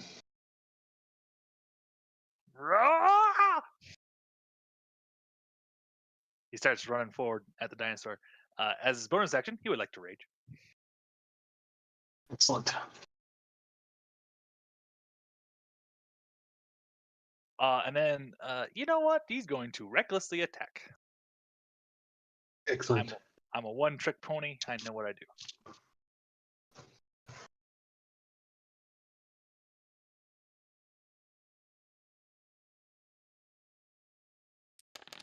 Whoa. Beautiful.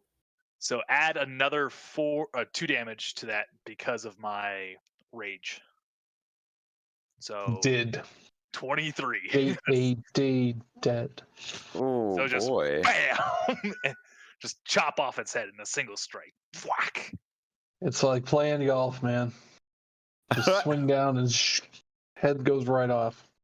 And he just kind of roars at the other like 5 or so and like slaps his chest and like, bring it on, come to me, sort of thing. All right.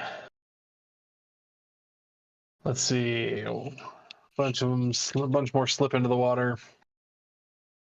Let's roll a. Okay, let's roll one of those. I have a question. Question. Did my turn get skipped? You're at the bottom. Yeah, you're very Oh, last. I'm looking at the wrong order. That's why. Nope. Got it. I'm good. I'm good now. I was looking at the players in the game and not at the actual combat tracker. I figured it out now. You will always be last by that metric, Zach. Yeah, I know. Oh, Man. that day. You know what? Both. It doesn't even matter what we call you, Zach or Thoridne. You're last every time. Yeah. Damn. End Well, of the alphabet. Back of the line. it's all right. Saved the best for last, right? Oh, for sure. Kill this flower for me. I'll try. I got to get into view of it.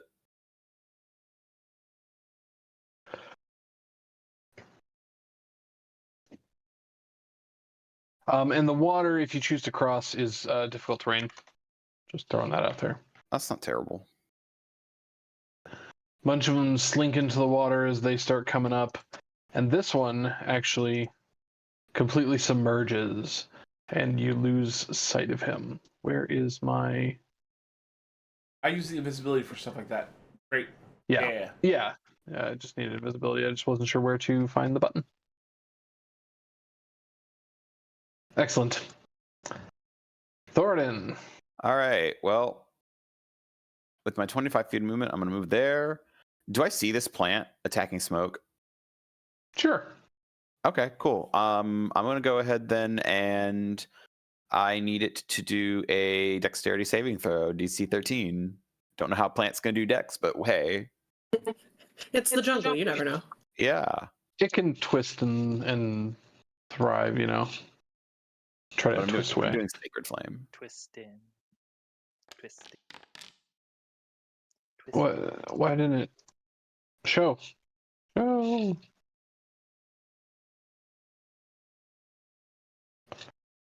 Why is it doing a secret roll? I'm not doing a secret roll. I have it set to public roll. Stop doing that. It might be one of the other modules. Is it one of those things where you have the invisible creature selected? There it is. Jesus. Well, it does nothing then. I tried. My turn's You done. did. I appreciate it. Oh, I'm sorry. Well, hold on. Do I have a bonus action? You do? I Spiritual might. weapon, I guess. No, I just summon it with an action. Bonus spiritual weapon? Spiritual weapon's a bonus action to do everything. To do the attack, but to cast No, the it's spell. all bonus actions. Is it really? Yes. Yeah. Yeah, but this is Oh. why spirit, and it's not even concentration. This is why spiritual weapon is almost broken. Okay, Fantastic. yeah, I'll go ahead and I'll cast that then at second level, which is I have to because it's where it is. Yeah, the biggest downside is it's a second level slot. And we'll put it here. Yeah. Hey, it's still good. Second level's great. You also have to upgrade it by 2 levels to get more damage out of it, but Yeah. it's not really meant for that. It's meant to be the I smack things and just get more value out of my turns. And then I can do an attack right away with it. Absolutely. Awesome. All right. Technically already rolled it. Yeah, okay. The 18, that'll hit. All right, I'll just attack the one that was right in front of it. Straight south? Okay. Yeah. So 6 full damage as it gets hit by a train. The gentlest train known to man. We'll get you a real token here soon. No, I like it.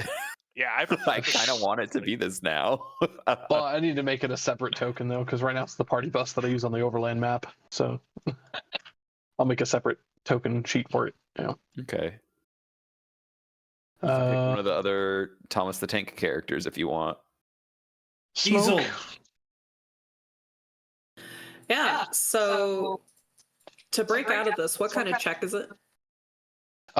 It would be an action, and it would be choice of athletics or acrobatics.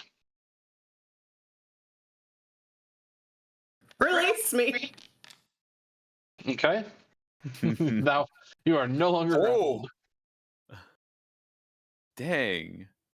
All right, cool. So I'm gonna bonus action disengage, and I'm gonna go here and kind of just snuggle into the bushes. Oh, I'm terribly sorry. Actually, at the start of your turn, I missed something. At the start of your turn, because you're grappled, when the thorns jump in, you feel it and they kind of lock you in place, and then you feel like a bit of a head rush, and you take 5 poison damage. That's at the start of your turn while grappled, but then you just escape the grapple. So You rush out. Excellent. I like the disengage. You don't want that opportunity attack that just grapples you again. No, I don't. Cool. And it looks like that's my turn. Turn. Awesome.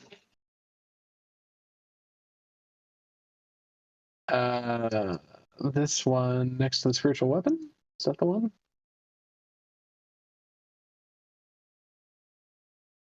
Yes. This one comes slithering up the bank, straight towards Tenzin. Bring it. You know, since he offered.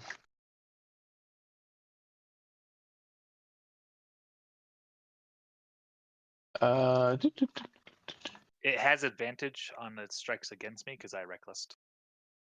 Gotcha.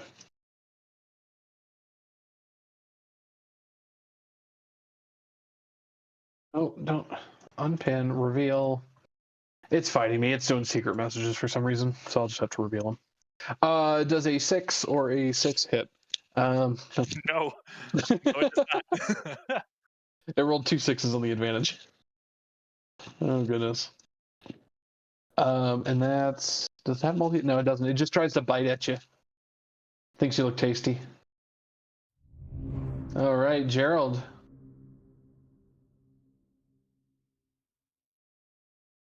All right.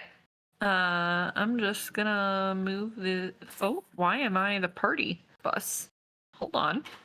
Why is that selected? That's weird. That's the spiritual weapon. Okay. Because technically everyone has access to it because it's a token I shouldn't be using. Fair enough. Okay. I'm just going to attack this guy. And just FYI, that particular square you're ending in is fine. It's just in water. So it'd technically be difficult terrain, but you're not moving further, so... I'll just go there then. So I'm not ending in water. Oh, you don't want to be in the water? Fair enough. Sure. If you are attacking this guy, you will have advantage against him because of my rage with your melee attacks. Got it. So close. 24 hits. Rude. 4 slashing damage. 4.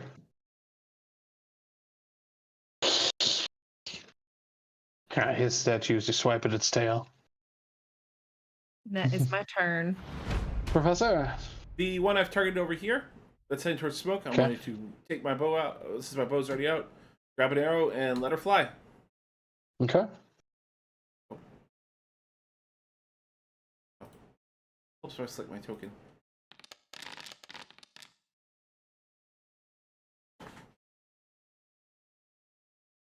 I'm sorry, 20 hits, yes. Any Hunter's Mark or anything you said you... Nope. Or were you just saying Foundry marked? Okay. Foundry mark, right here. Excellent. And then I will shuffle over 15 feet to get a better view of the battlefield. And that completes my turn.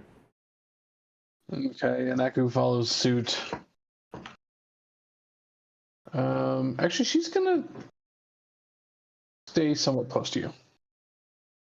But you guys are running ahead. The plant thrashes. Tenzin.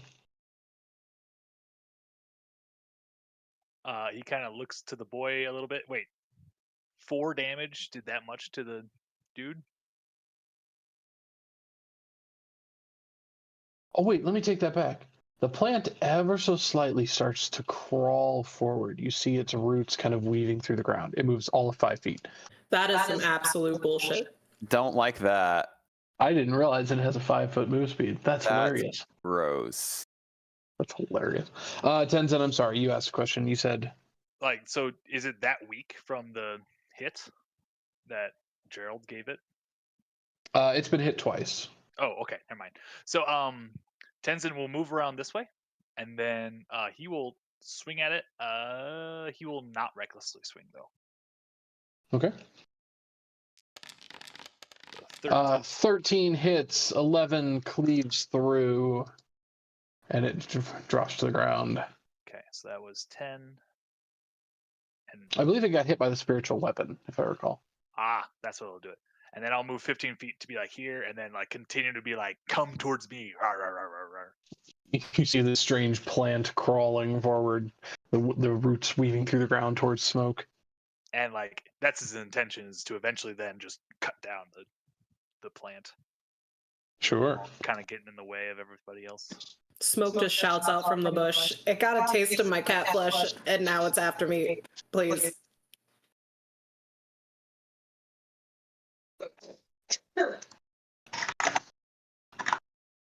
All right. Okay, the Dimetrodon slinks under the water and tries to hide, but your eyes stay sharp. D&D really needs better hiding mechanics. That's okay. Slinks up on here. Gerald, it swipes at you, or tries to bite at you, I'm sorry. And that is a critical hit. Oh, Ooh. Damn. No more 15s for Gerald. womp womp. No more life I'm for not gonna Gerald. roll. What's going on here? I don't think it'll be that bad. Why isn't it roll? I hate this. It's just getting a little bit of a taste. But it's fine.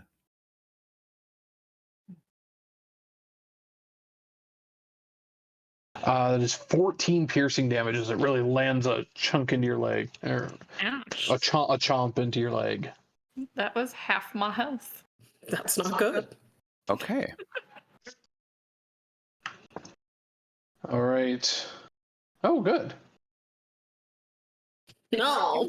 One comes slinking up on you, Smoke, and tries to take a bite at you. Oh, You God. Son of a bitch. What? Oops. Don't even sound remotely upset about it. I'm just amazed it was 2 crits in a row. Who is this, Yeah. Carmen?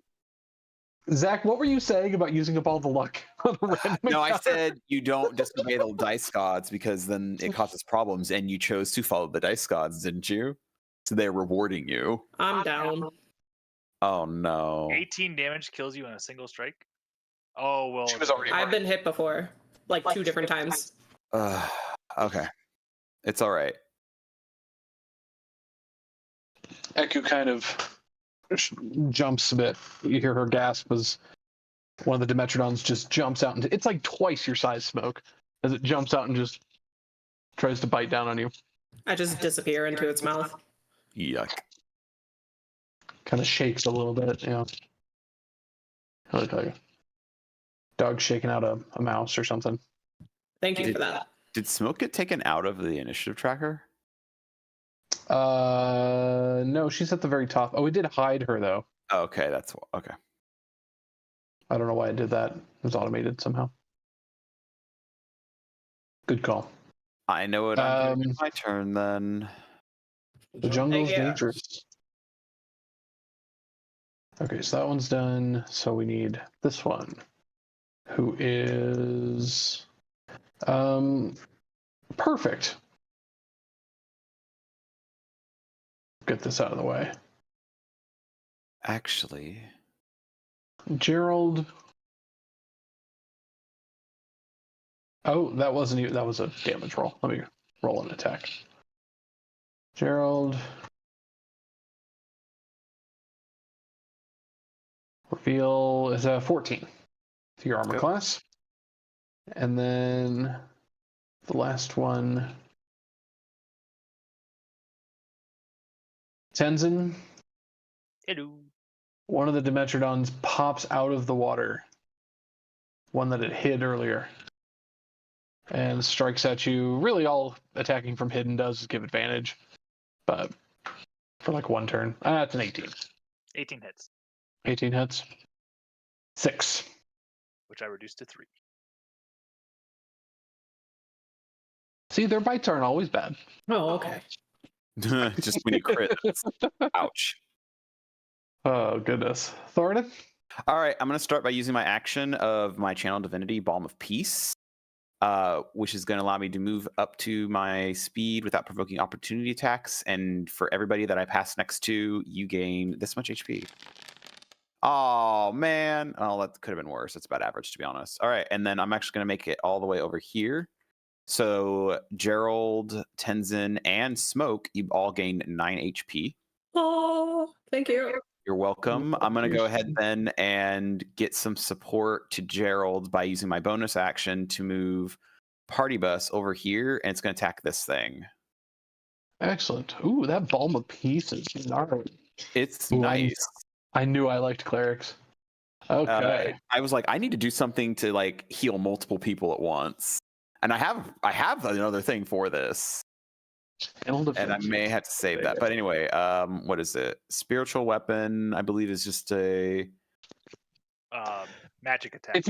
If you go back to the attack. spell in the listing, you probably see like a +7 next to it or something. You can click it. It'll roll the Here, attack. we'll just hit it with this, and then I can just click on the damage. If it That hits. works too. 14 hits. Nice. All right, it's going to take 1d8 plus whatever this is. So 5 spiritual weapon damage on this you guy rolled a right 5 here. plus your wisdom. So It should have had everything in there. Oh, 5 plus wisdom. Okay, so that's an 8. 8. Okay. Yes. Good. And that was your action. That was a bonus action. And my move, I guess you don't have need more to movement do, if you want. But nah, I'm going to sit right there. Okay. Tenzin will tap your shoulder and like point behind him, or a bit away. So like, hey, let me be the front line, sort of thing. I have a shield. Nah. It's fine. Thoridne just looks at you and he's like, shield. I haven't taken any damage anyway, so this is fine. Let's go. Smoke, you're alive. I'm alive. You may be in the mouth of a Dimetrodon, or not, though. Right. One of the Dimetrodons jumps out and chomps on you, Smoke, and shakes you back and forth, and your head briefly hits the ground, and you black out for a brief moment, but you wake up feeling a strange, peaceful presence come over you, and you see Thoridne there next to you, and the Dimetrodon's still standing over you. You're not grappled or anything. I'm just being flavorful. Excellent. So, question: if I'm laying here and the Dimetrodon thinks it got me, can I spook it, like shock it when I jump up to attack it, or do I have to say I want to hide and then? I don't think you'd be able to take the hide action That's from fine. here. That's fine. I just wanted to see. It's whatever. Yeah, you'd have to go find some cover or something. 14 to hit. 14 will hit, though. I'm assuming you stand up from prone. Sorry, you Yes. technically fell prone when unconscious. Yes. All right, stabby stab. That is not a sneak attack, but 5 damage. Excellent. Question: am I standing next to a tree? Sure, why not? Cool. Bonus action disengage. I'm gonna go right up the tree with the rest of my movement. Okay. Take let's say it can get you about 15 feet up. Perfect. Well, it's about the height of the tree. And I shout thank you to Thoridne as I go up. Gerald. The party ran on without you. I'm kidding. Thoridne left you a train. Oh, good. Okay. I am going to attack this one that is injured. Okay.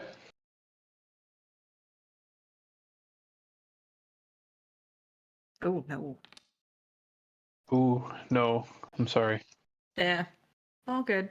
With the two of them snapping at you, it's all you can do to keep them back. Yeah. And I probably should have just disengaged. It's fine. Everything's fine. Cool. So yeah, I'm just gonna hang out. Alrighty, Professor. Same one Which again. one? Oh, you've got your target. Okay, cool. And as Smoke clambers up the tree to get away from this, it looks up and you catch it right behind the head. I guess at the top of the neck there, and it crumples to the ground. 5, 10, 15, Yeah. Great. We're making progress. Okay, that's all. Okay.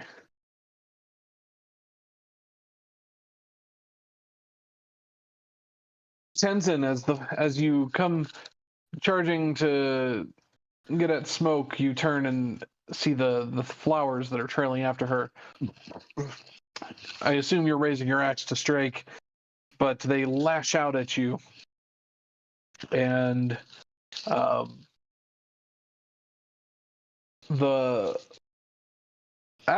yes, they lash out. The yellow blossom shoots some sort of strange sap at you. And if you can make a dexterity saving throw, please. And I can see this, so I have advantage. Absolutely.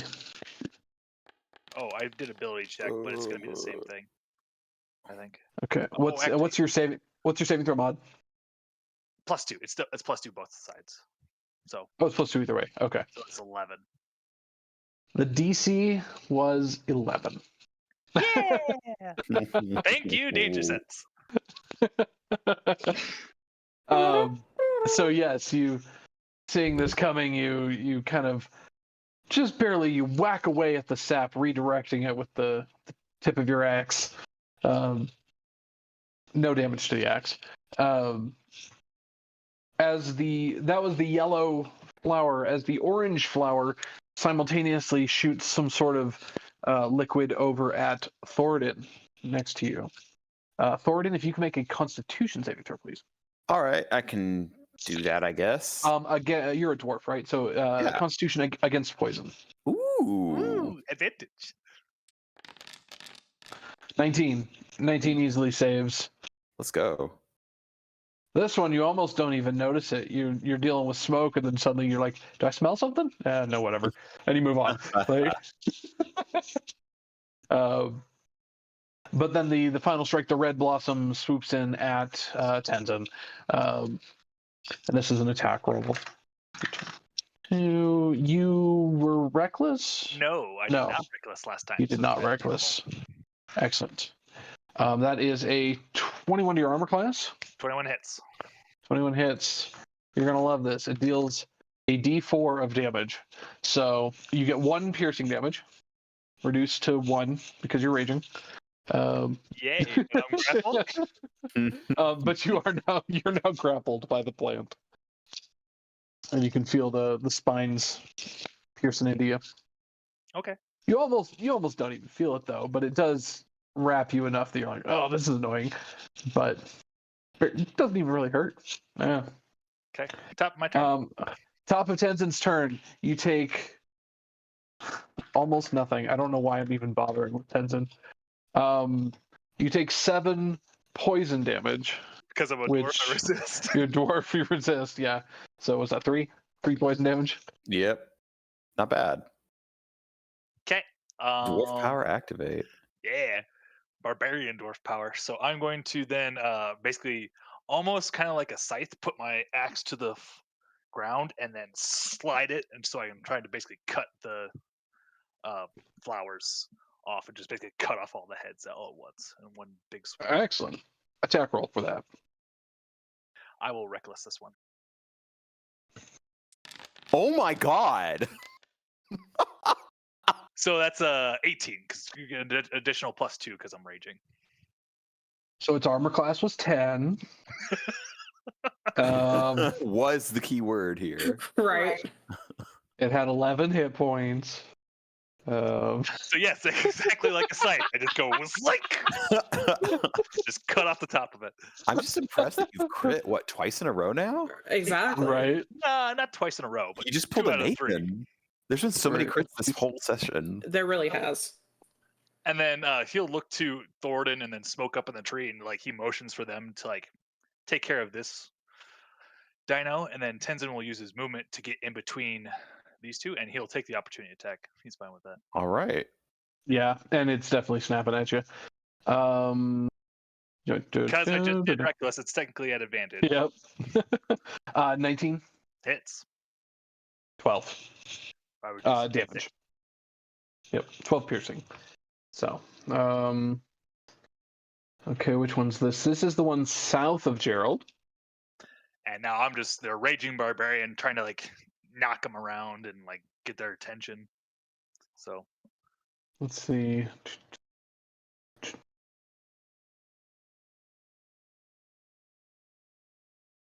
Wait, when does this one take its turn?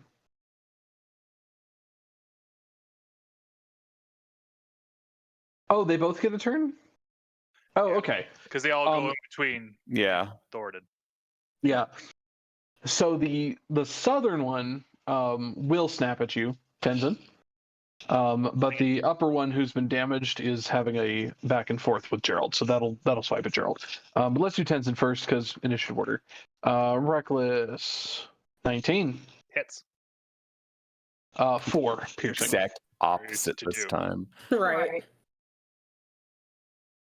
And then this one goes at Gerald with a flat roll. That's a 13 on armor class. I assume that misses. That is a miss. Excellent. And then this one is the one south of Thoridne, who will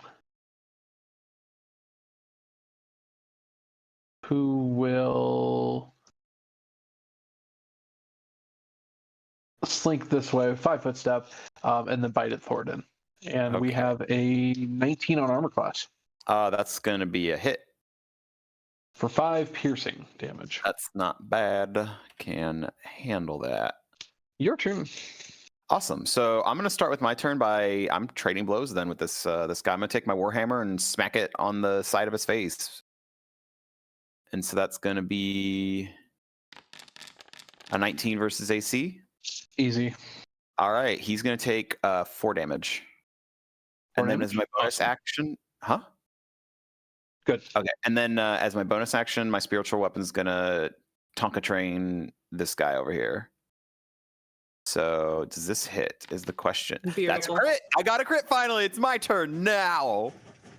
And the spell does crit, so the train. it's normally D8, so it'd be 2D8 plus 5. Yeah, it's 2d8 plus the thing. So I'm No, just gonna hit 5. this button twice. Plus 3. Wow. Okay, so 5 plus 3 is Plus 8. 3. That's a sadder crit than I wish it could have been, but hey. I'll take it. I got It's the still choo-choo going. train with the choo-choo train. You didn't need it on this one, but remember, any melee attack, like spiritual weapon does, on an Mhm. enemy within 5 feet of Tenzin is at advantage.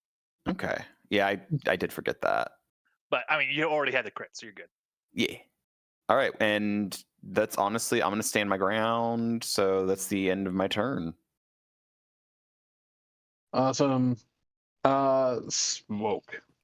Okay, I would like to bonus action hide to give myself advantage on the attack. Okay. Let's do a dex roll or a stealth rolling. Excellent. You're hidden. Excellent. I'm going to attack the one that just attacked Thoridne. Okay. At the base of your tree there. Sort of. 21 hits. Excellent. Sneak attack. Ooh, nice. Just enough. At 0. Excellent. Didn't see it coming. Thank you, Smoke. You're welcome. This is some teamwork here. Any movement or anything for you? Nope. Excellent. Gerald. You have advantage, Gerald. Yes, thank you. I am going to. Does it matter which one I hit for advantage or no? Nope, because they're both within 5 feet of me. They just gotta Annoying. be adjacent to Tenzin. Yeah. Cool, cool. So I'm going to attack the one that has been going back and forth with me.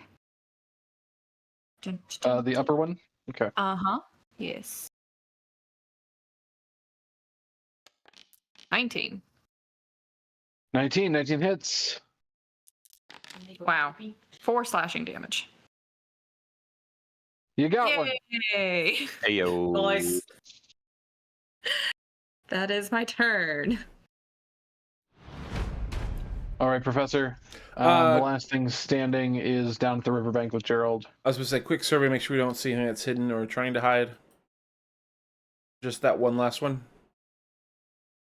So far, yeah. There was one that hit earlier, but it jumped out and bit at Tenzin. So. Nope, that's a miss. A 6 does not hit, unfortunately. Okay. Any movement for you or anything?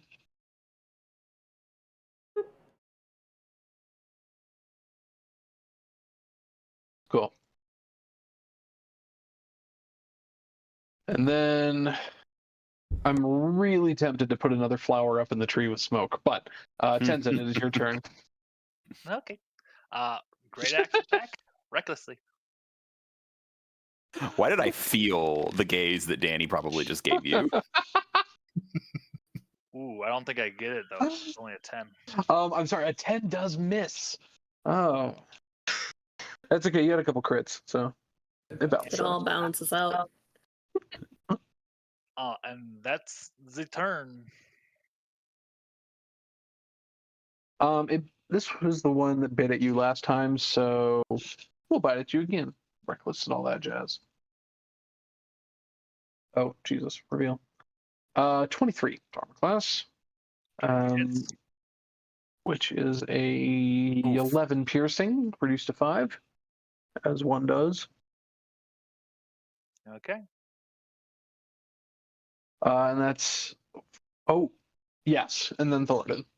All right, I'm gonna move over here, and I'm gonna give him a whack with my warhammer.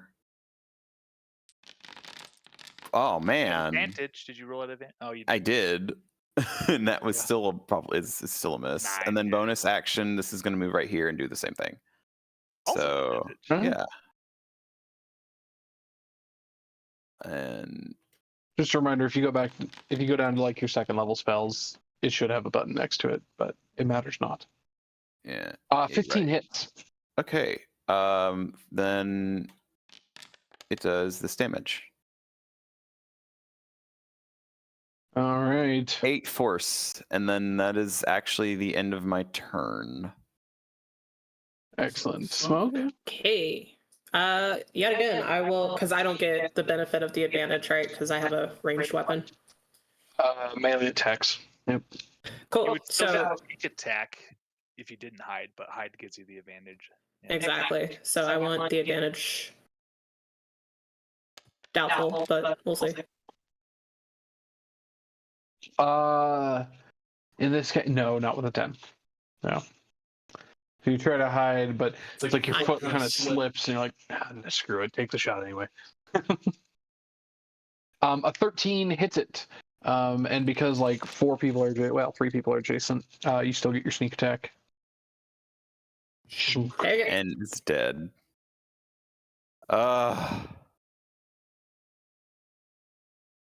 It seems we disturbed them. Well, might as well harvest the meat, I suppose.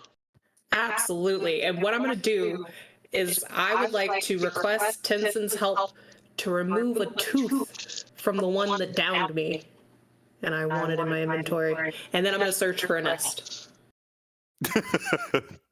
Okay. Tenzin, yes, will take out his little like hatchet axe or like his skinning knife and cut one out, or he'll probably lazily chop out like 5 and pick the best one and give it to Smoke.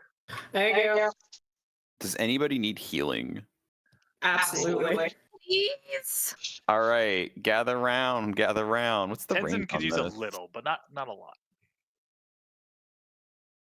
Let's see, up to 6 creatures within range, which is 30 feet. All right, cool. Yeah, I think that's everybody basically who needs it. I'm gonna do prayer healing. Cast. You gain this much HP. Everybody. Why Not is my much. Tomb of Annihilation tripping? Bless you, kind sir.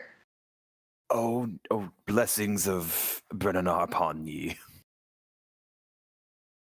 Tenzin just slaps his bicep and like, oh. He was tanking hits. He felt happy. All right, that I'm out of second level spell slots. I guess spiritual weapon is going to eventually go away. Because it only lasts a minute anyway. Yeah. And then I have I have first level spell slots. So if we need more healing word, I can do that still. Hmm.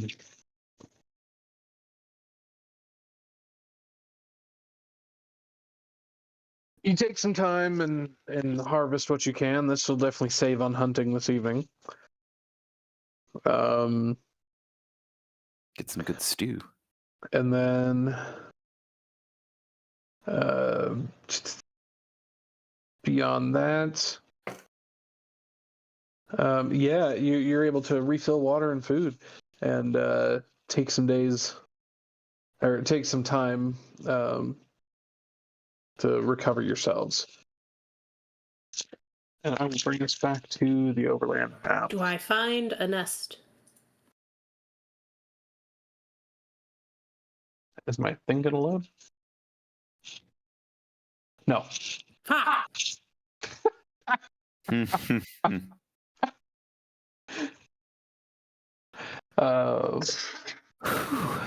was a noble effort. The dice have spoken. Let's see.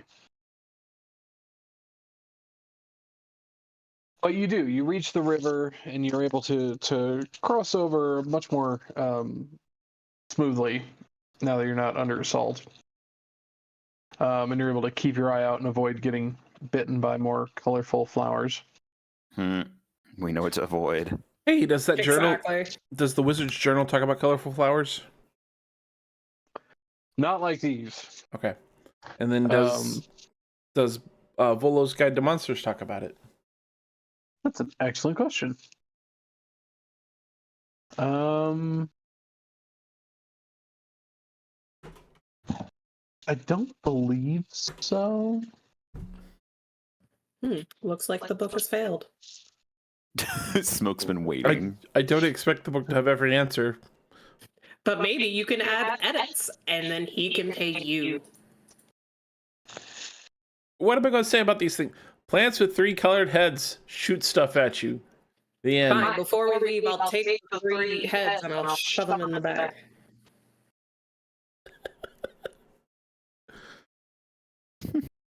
It did seem to move. All right. I should have read the description. Those things are bigger than I thought. Oh. How Well, much I bigger just do you mean want? like the size of like a sunflower. I mean, it's like a 6 or 7 foot tall flower.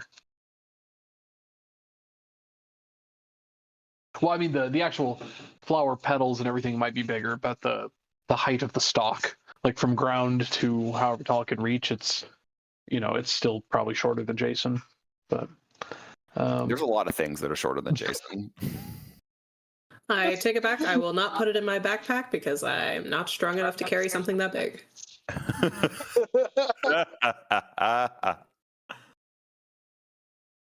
Book 1, Smoke 0.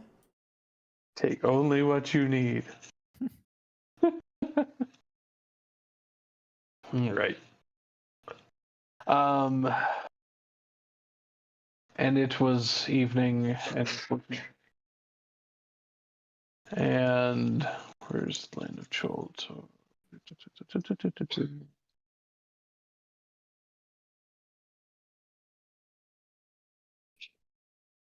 You guys were discussing traveling on the river.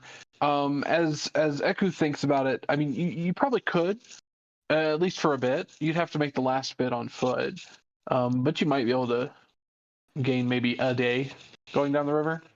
But we didn't bring any canoes. Did you guys want to try for that? Try to makeshift some sort of raft or something? Maybe gain a little speed, or just put up with it's. You're only gaining maybe a day. I feel like if we were to make a raft, it would take us about the same time to make a raft and go downriver than it would be to just walk downriver. Agreed. That is how I feel about that. Agreed. Plus, if we walk along the river, we can keep our water steady. Okay. Is this place on this side of the river or the other side of the river? The other side, the west side of the river. So then we'll continue on like this way and then probably go down. Correct? Yeah. Okay. We'll cross it down while we have a foothold. Yeah, and actually with the way the artwork is, I'm going to take you straight south. Assuming you guys were hugging the river. Yeah. That's what I'm saying. It kind of goes like that. Oh, okay. Yep. That makes Like absolutely perfect sense. So, figure we'll take you there. And it was evening, and it was morning.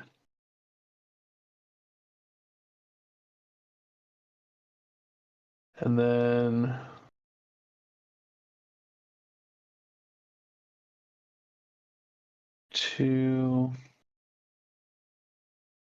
these 2 hexes are going to bother me for the rest of the campaign. Because we're not going to go back. Nope, probably not. That's actually where the goblin camp out is. Like, that's how they... Well, then I'd be satisfied because we could get those hexes done.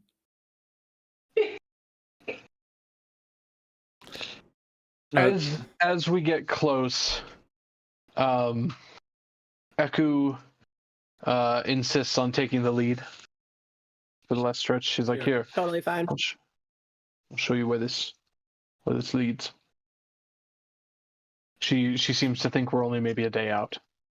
Ooh, perfect. Next, and around midday the next day, you guys come across a strange sight. A massive brick and stone ziggurat rises from the jungle. 2 staircases angle up and I'm sorry, does everyone know what a ziggurat is? It's like a Yes. Mayan Aztec-style pyramid Aztec, thing. Aztec, Mayan, whatever. It's a pyramid. It's a kind of a square pyramid.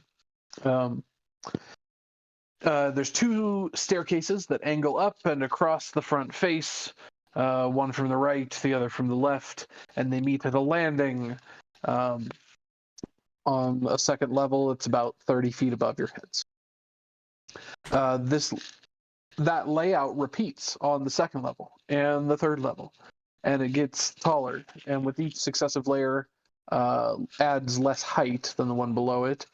And the fourth layer is a full 60 feet above the jungle floor, and you see it's enclosed with a shrine or a temple up at the top. Its walls are adorned with kind of labyrinthine symbols crawling across it. The jungle around you, the jungle kind of encroaches right up to the ancient structure, almost onto it. You see that the first flight, actually onto it. Yeah, it's not just next to the structure. It's the jungle is encroaching onto the structure. The first flights of steps are choked with creepers, tree roots, flowering vines. Looking around, I mean, there might have been maybe a city here long ago, but at this point, the jungle is so dense that it would take like hours of searching to find even buried foundations or tumbled stones. You know, this is a very old structure with the jungle reclaiming it. So the whole thing, there's multiple from the jungle floor. You have staircase go up and a bit of a layer, and then staircases again, and so kind of the stepped pyramid kind of look with a total of 4 layers. Or 4, I don't know how you'd say it. I guess 3 platforms with the jungle floor being the first one. So jungle floor, layer, layer, layer, and at the very top, what it keeps calling the 4th layer is the like a temple or like a shrine or something at the very top, enclosed. I wish I had a good picture of this. Do I have a picture of this? Not really. I'd just go find a generic ziggurat picture. And Eku kind of gives a little bit of a flair, but just basically, welcome, this is Oralunga, the home of the Guardian. She knows all, can tell you what you seek. And this might actually be a good place to halt the action for the night. I dig it. Yeah. We normally play until about 7:30, but so we can. I mean, if you guys are wanting to do anything initially on here, but I think we'll save the approach for next week. No, I think this is perfect time. It gives us time to think about what we kind of want to ask. Yeah. That went well. Well, this was a fun session. Okay. Right? It was a good one. Look at all that distance we covered. Hey, Jason, how many are you the pink dots? Yeah. How many are there? 1, 2, 3, 4, 5, 6, 7, 8, 9, 10, 11, 12, 13, 14, 15, 16, 22, 23, 27, 28, 29, 30, 31. 31 up to this point. 31. Okay. Yeah. And plus it would be 30. Well, 33 if I put the 2 pink dots on these spots down below us. 33 total. Yeah. Okay. I mean, Keeping track of how many. So we've been here a month, basically. Well, more or less to keep to determine where we've been. Yeah. Because some of the stuff on the stuff we can see is hard to see. So it's been about 26 days since you guys left Thoridne and Zaru. Okay. 2, 3, 4, 5, 6, 7, 8, 10, 11, 12, 13, 14, 15, 16, 17. I believe today is the 18th of Myrtle. So arrive at save. On our little in-app calendar. Yeah. And in case anybody's I don't wondering. know if, go ahead. Oh, I was just saying, I don't know if the calendar will come to anything, but it doesn't hurt to track it. Sorry, what were you going to say? I was just going to say a quick reminder that the D&D movie's out in stores now. Oh, yeah. Yes, it is. And you can download it too. That movie's a good time. Mm-hmm. All right. Well, I know that I'm like half falling asleep, so I'm probably going to go ahead and get myself on out of here and get to bed. That's fair. But this was fun. Thank you, Nathan, for DMing. And I'll see y'all guys. Some of y'all I'll see y'all on Thursday, hopefully. And then the rest of y'all I'll see you next week. Any objections playing next week on the 11th, June 11th? I should be good to go. Same. No objections from me. Cool. Sounds good. I will see you all next Sunday. Yeah. Have a good week. All right, y'all. Good Bye, night. everybody. Bye, everybody. Bye.